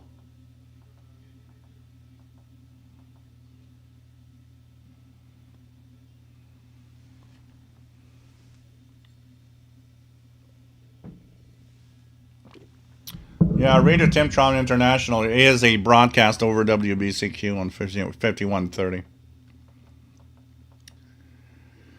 Thank you for the tip, Mario DXer. Much appreciated. Yeah, it should be coming in quite well and everywhere. It's, a powerful 50 kilowatt station. Brian Leisner's got U.S. Coast Guard 6501. Hold radios. It's like making a song in 2002 and singing about AOL dial-up.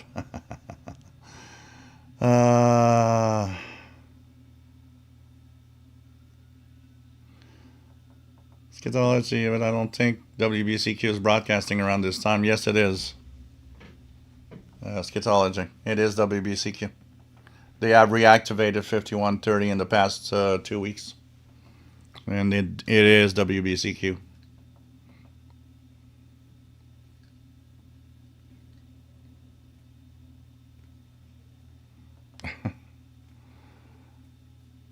Ricky, 900 AM from Hamilton, Ontario. Yeah, I think maybe that could be the one. Ian Millett says maybe it was Hamilton. Yeah, that's what I think of. Jean Arash, one big gaffe Sean made once was to bring in Howard Stern. That was funny. Stern was shitting on French Canadians. Yeah, but he wasn't. He actually brought a lot of listeners to Shum, more than anything else. And you'd be surprised at the amount of people that were listening to Shum to have Howard Stern. The problem, and he just got, of course, because of all the controversy, he got pulled off the air. Ben-Ur Subiz and Trucker Tips. Nice to have you on board.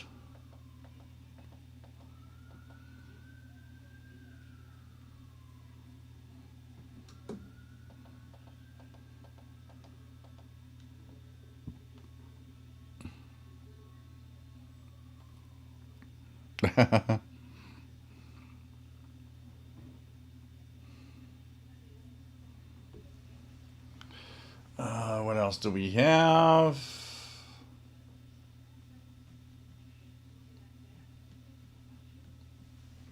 On WBCQ, you can play what you want.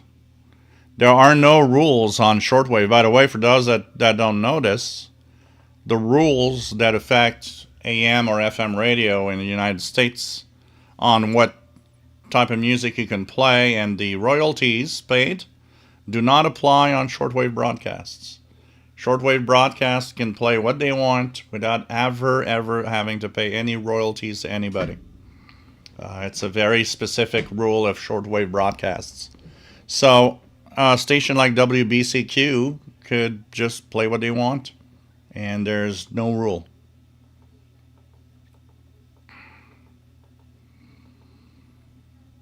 So, you know, it's kind of interesting.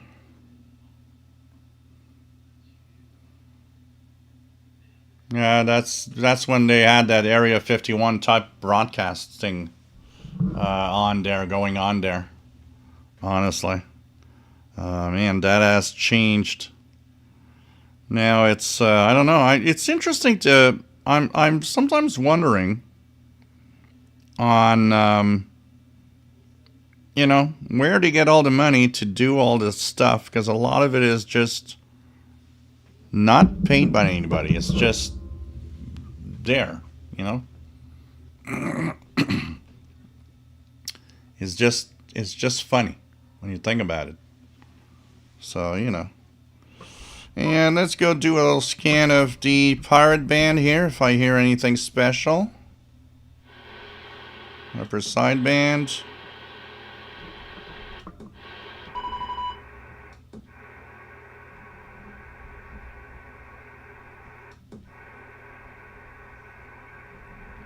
I guess I got too much noise here. Not hearing anything special. Not like yesterday.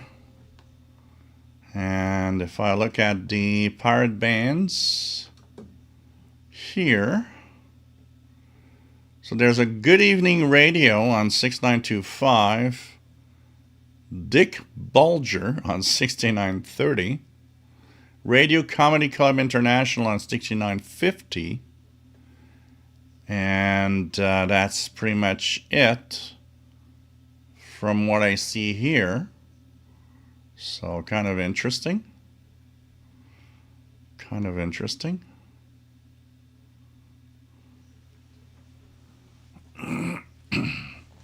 Skidology, I don't really have any specific bands I like, but mostly rock bands and stuff from the 60s to 2000s.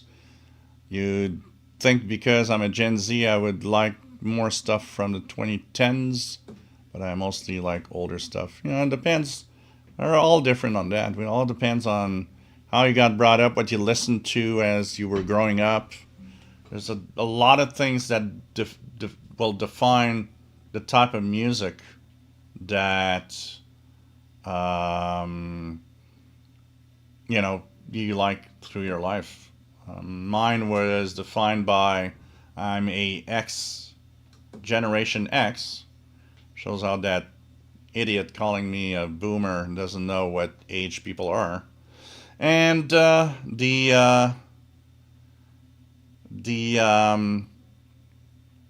I'm an 80s guy, pop rock music, but my brother's 10 years older, and I went through his records and got me that rock 60s, 70s music.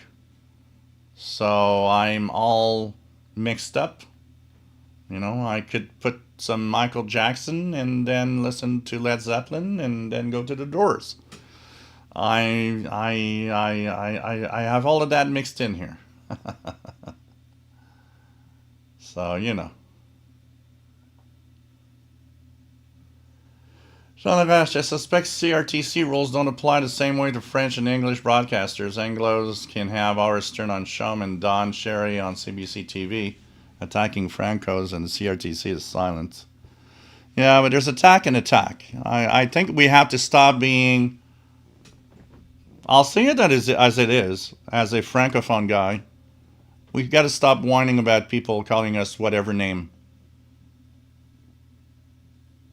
As long as the Francos can call anybody on the other side a name also, and it doesn't have any bad impact. But we got to stop whining on ourselves. This I'm tired of. This is why I'm tired of all the politics of all of it. It's like let's stop whining about, oh well, the Anglos are this. I don't care anymore. Personally, call me what you want. Yeah, we had a name for it a long time ago. They were calling us frogs. Yeah, that's it. Yeah, call me frog. I don't care.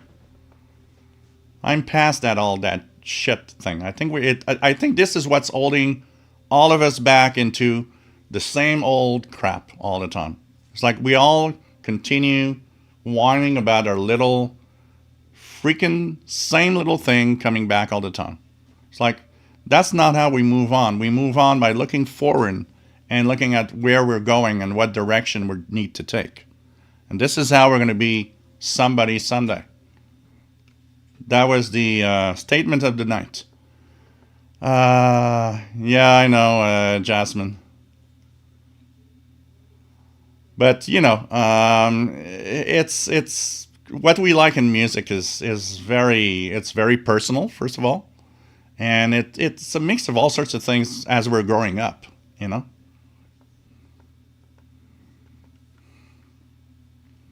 Sunev, salut, j'espère que tu vas bien. Bienvenue.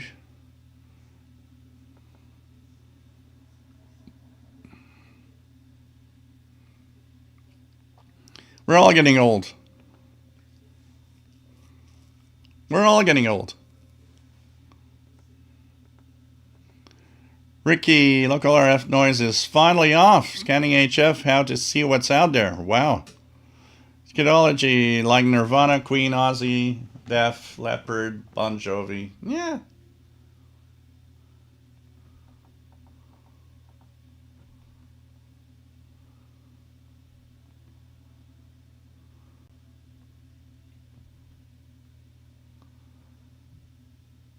Well, I'm going to say one thing about that, John Arash. These people are crossing a line that I do not want to see here. Because Filion and Jeff Filion and Arthur, they are the shit radio stuff that we hear in the United States that we don't want to have here. And this, I totally agree that this needs to stop anytime someone will be like that. Because that's the shit of the United States on Canadian radio. And we have rules for that. And yes, let's enforce the rules to make sure that Canadian radio does not become American radio. And that I would apply it even more fiercely with people that are haters just wanting to hate. Because these guys were haters and that's it. They surf on popularity being haters with very stupid remarks, and I don't want that on the radio ever. And we have, I think, pretty good rules here, very good rules here on the radio, and that's why our radio, even though it might be boring, because that's the word we should use, it's kind of boring, uneventful, but tune the FM band, tune the medium wave band. It's a safe ride where you won't be offended by pretty much anything you hear. And that's great. That's what radio should be.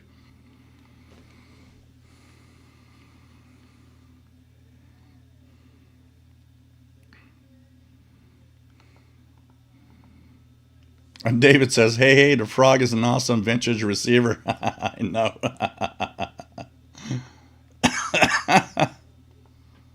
I know. Aaron Moss, there was once a cat named Paul who tuned into Gilles' weekly call. On International Radio Report from CKUT, he'd start the bands with a purr never small. So I'm fine with the CRTC doing its job. Okay? Because that the hate speech, we don't want it. And it means our CRTC, our regulator, is doing its job of protecting our radio from haters that just want to surf on popularity because they hate everyone and just say stupid things all the time. And I'm happy that Canadian radio is like that. Filion and Arthur don't have a place on the radio. I've heard both of them. It's such trash. I don't want to hear them on the radio. They shouldn't even have a voice anywhere.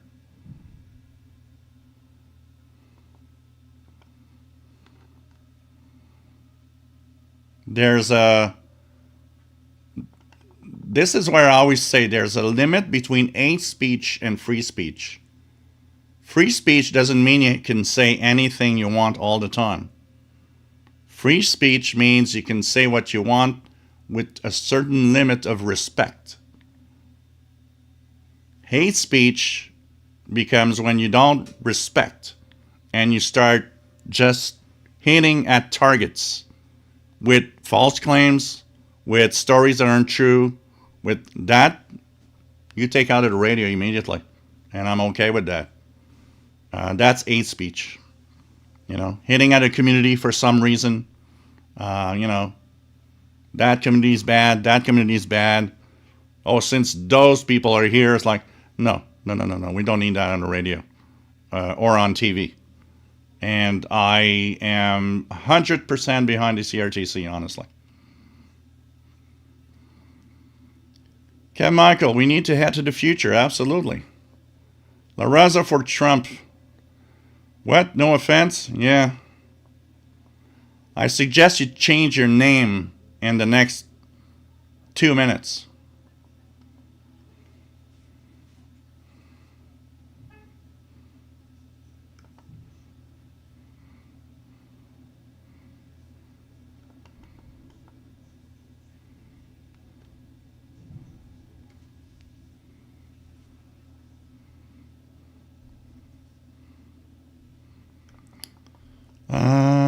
Jasmine saw Nirvana, L7, Bikini Kill, Soundgarden, and Pearl Jam way before anyone outside our region knew who they were. That's good.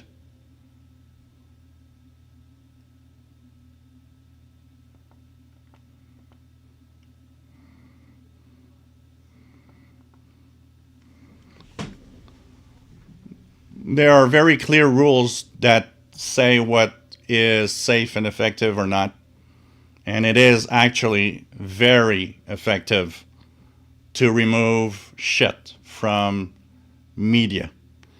And I am banning you from here because there's a word in your name that's not allowed on the channel. So, yeah. Bye-bye. What else do we have? NK2 should be able to do... What?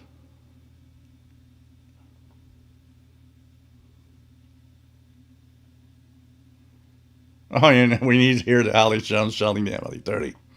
You mean that antenna that sucks the wave out of the air? I tell you, you'll hear what nobody else can hear. Because you'll suck that wave. No one else will have it. Just you. And for the price of $599.99, you'll have 2 of them. Not just 1, 2. And you can tell your neighbors, I'm sucking all those waves. Oh, God.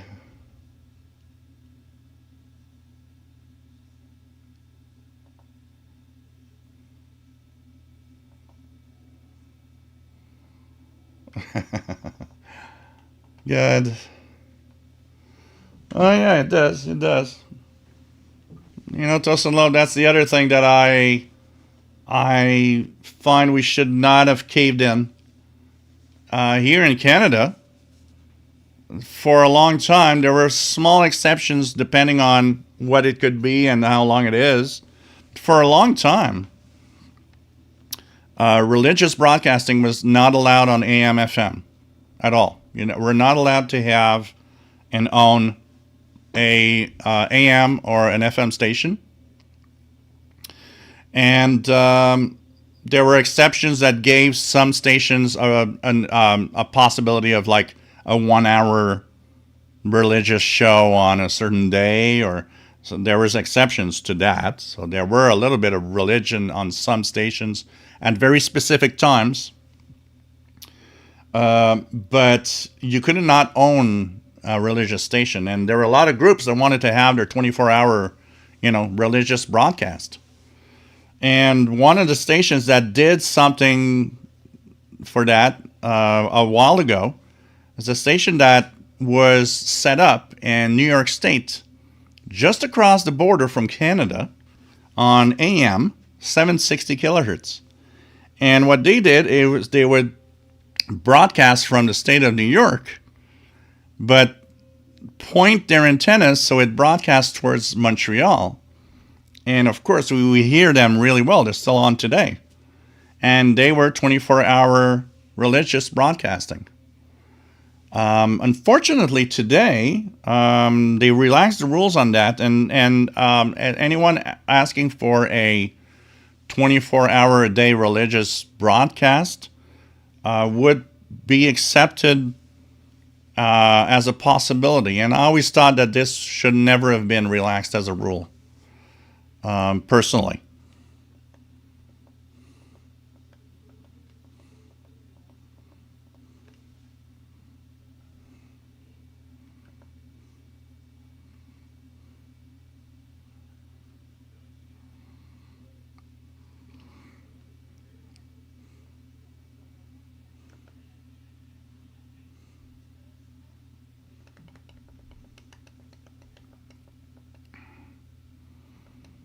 What else we got? Jasmine, I wonder if the Emily 30 people ever heard Jill do that impersonation.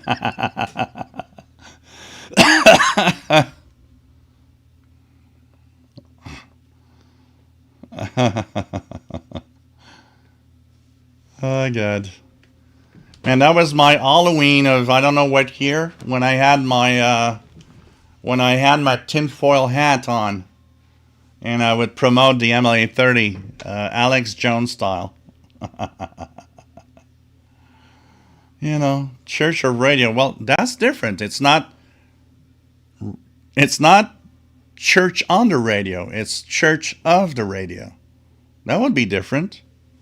I would, what would be cool is like you could do a church. I would do that. I'd do a church, and the church itself would look like, they call them the cathedral radios because they look like a big church made of wood. I would actually build that. So when you get in, you have the impression of going in a radio.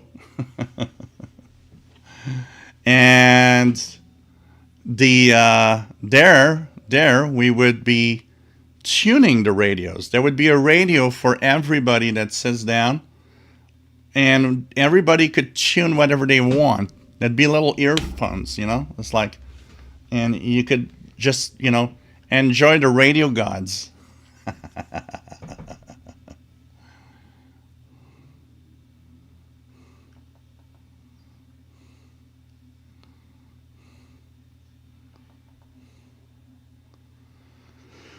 Oh, God.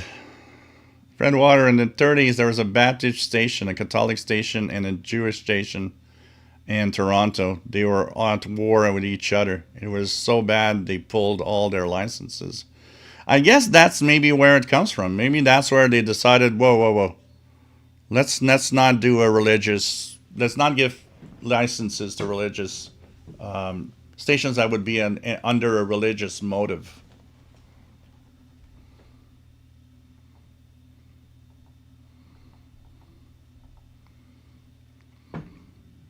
Jasmine says, Halloween 2019? I don't remember what year it was. Wow, 6 years ago. God, that's a long time. Man, time flies. Jean Arras, the reason why they have to grant religious station licenses is the Canadian Charter of Rights and Freedoms. Yeah, it's possible that somebody kind of went to courts and said, well, we're not allowed this. And yeah, there's, I mean,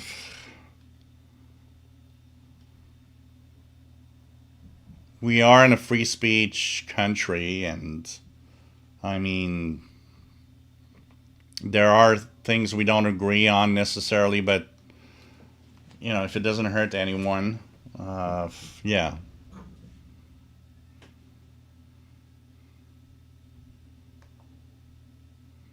The CBC French station is CJBC, which was once stood for Jarvis Street Baptist Church. Wow. Wow.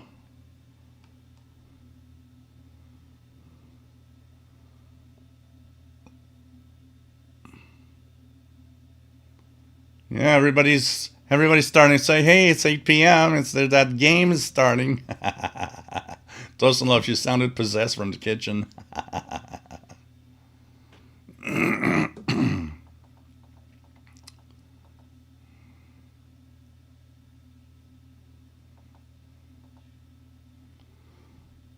Yeah, I understand RJ Dakota, but there is a limit where we should have censorship when it gets too heavy, and there is a way of defining what cannot be crossed. And a simple example, RJ Dakota, that I will give you. If somebody on the air blatantly said something that is false, and an example, Alex Jones lost all of it because of that. You claim that it's false when everything shows that it's right. You shouldn't be on the radio. Radio should be at the level you can, have your conspiracy theory that we can't prove or argue or find stupid. Fine. But there's a murder across the street. Everybody saw them. Everybody saw the cops. Everybody saw what happened. And you say, no, that's fake. There was no murder across the street. That's where you take off that person from the radio or the TV. That's an example that I would give. That's not censorship. That's removing somebody that just says crap that isn't true and doesn't exist. This is where we need to put the rules, because it doesn't prevent you from, I don't know, you're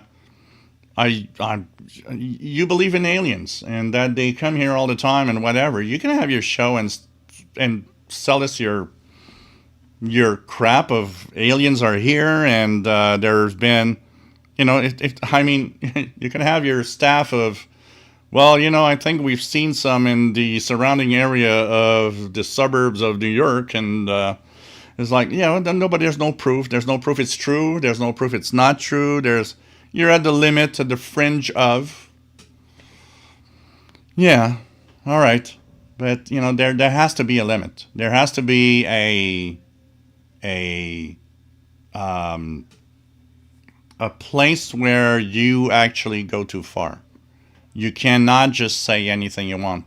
That's where there's a line that needs to be drawn. That's called, this is free speech. This is where you get to hate speech. And this is where you're not allowed to, you can't have a license and talk about stuff or be on the air. It's very different. We need to make a difference there,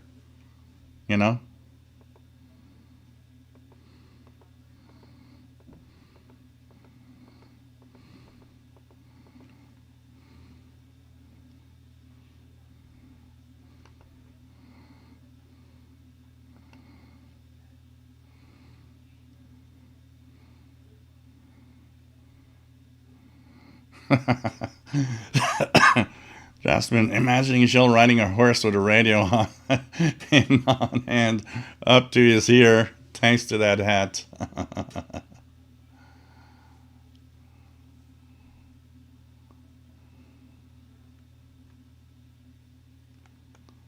Blogadine, problem with the censorship is when the bad guys become the censors. Yep. Brian Leisner. But those rules need to be so strict that whatever side you're on, it applies to everybody, and it can't apply more to one side than the other.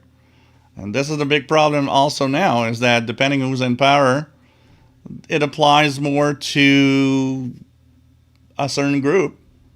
And this is why we do need a rule. We do need some kind of guideline that says this is what we permit and this is what we don't want to hear. And that's not censorship.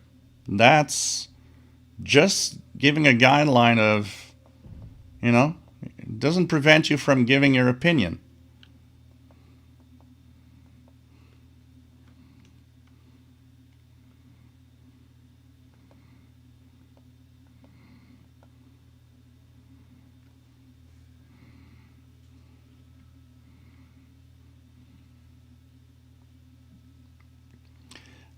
But we're not talking, it's not a news item. There's violence in the lyrics, absolutely. And there are rules. There are songs that are banned from the radio because of their lyrics. It happens all the time. But they're not information, they're music. And music, there are things that probably, I listen to Guns N' Roses, and if you listen to Guns N' Roses songs, there are songs that, I'm going to tell you, the lyrics are kind of heavy and but look, I'm mostly going here into the news side of things and the talk side of things, not the music side. There's definitely case for music also. There's a lot of controversy in music itself, for sure, but it's delicate. But there still needs to be some, there still needs to be some rule that we can follow, that everybody agrees on. That's going to be a big problem. Kenneth, Jill, next year's costume, a full hat attached to your portable radio. I'll have an Emily 30 on my head. On my head.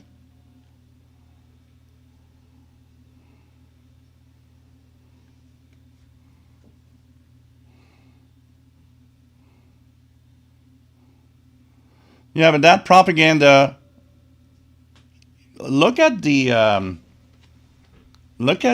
programming of the Cold War era, RJ Dakota. Most of it was not even half as bad as a lot of things we hear on the radio now. I mean, they'd pick on a country, they'd pick on the United States. Radio Moscow would have a jab at the U.S. Well, in the U.S., blah, blah, blah. Listen to, Adamov's mailbag show, and, there are some of those jabs at the U.S. Like the U.S. will jab, would jab at the USSR. But there was a politeness to it. We can, to a certain extent,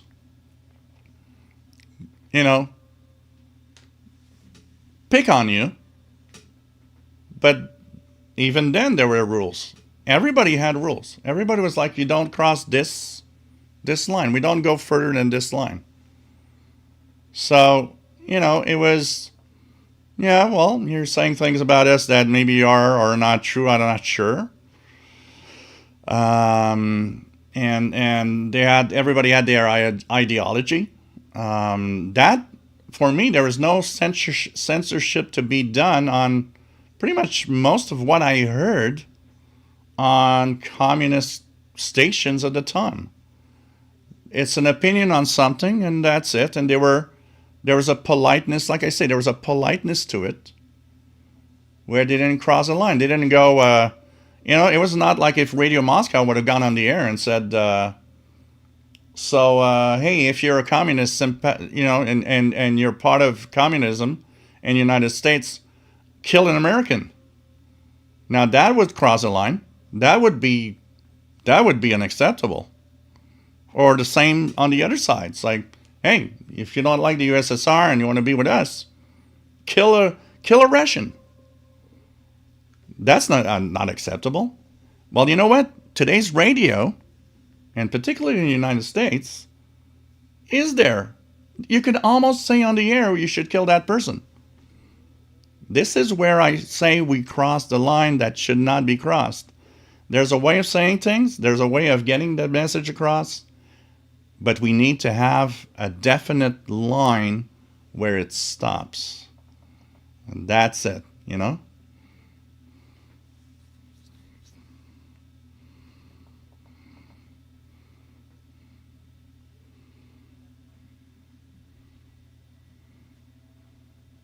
Oh yeah, it is. It is absolutely a healthy debate. There's nothing bad. It's just we're discussing something. We're at the edge of we're at the limit of the acceptable in the channel, but I think it's healthy to sometimes go a little bit there, just to tell everybody, Mike B says I should be in MLA 30 next year. That'd be interesting. I'm going to be a magnetic loop. I'll be wandering around town to see what I can hear.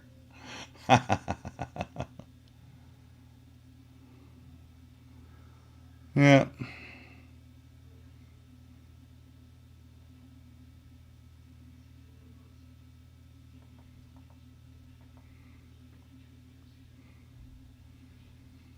Yeah.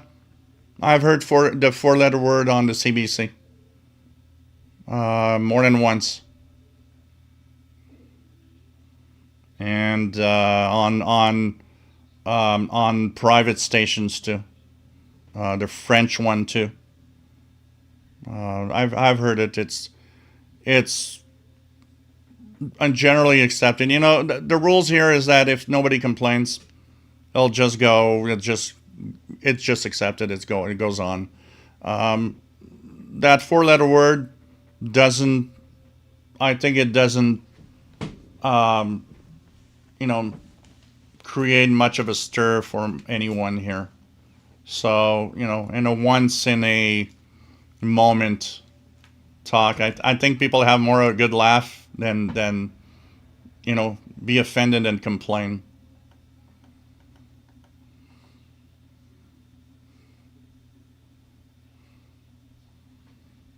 So I need to be the loop. I need to be the controller, the loop with the amplifier, and have a loop on my head. I'll have to take note of that for next year.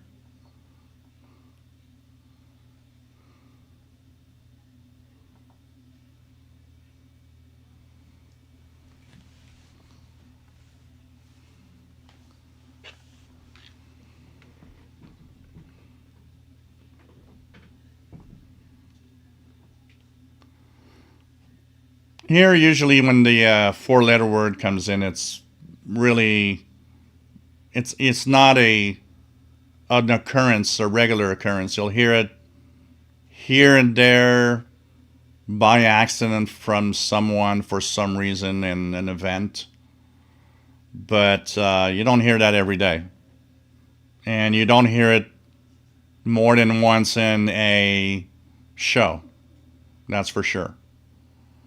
It's not something that happens very often. But for the most part, it's usually accepted.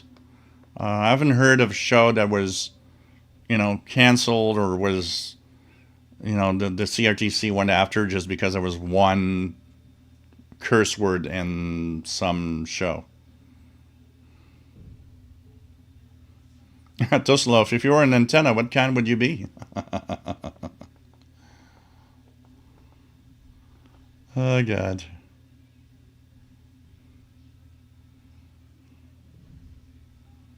A parabolic dish. 54 cal, need parental control on YouTube. Jasmine, I'm not a baseball fan, but after everything happened with our Mariners, I will root for the Blue Jays. Cool. Jean Arash, we are less religious than Americans, so 4-letter words are no big deal if not used too often. Yeah, it has to be used carefully, because if it's there all the time, that will not be acceptable. You know.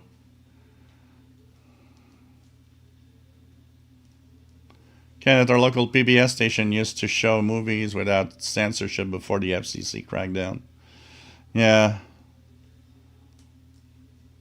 And it's like watching A Clockwork Orange on TV, you know, at 7 p.m.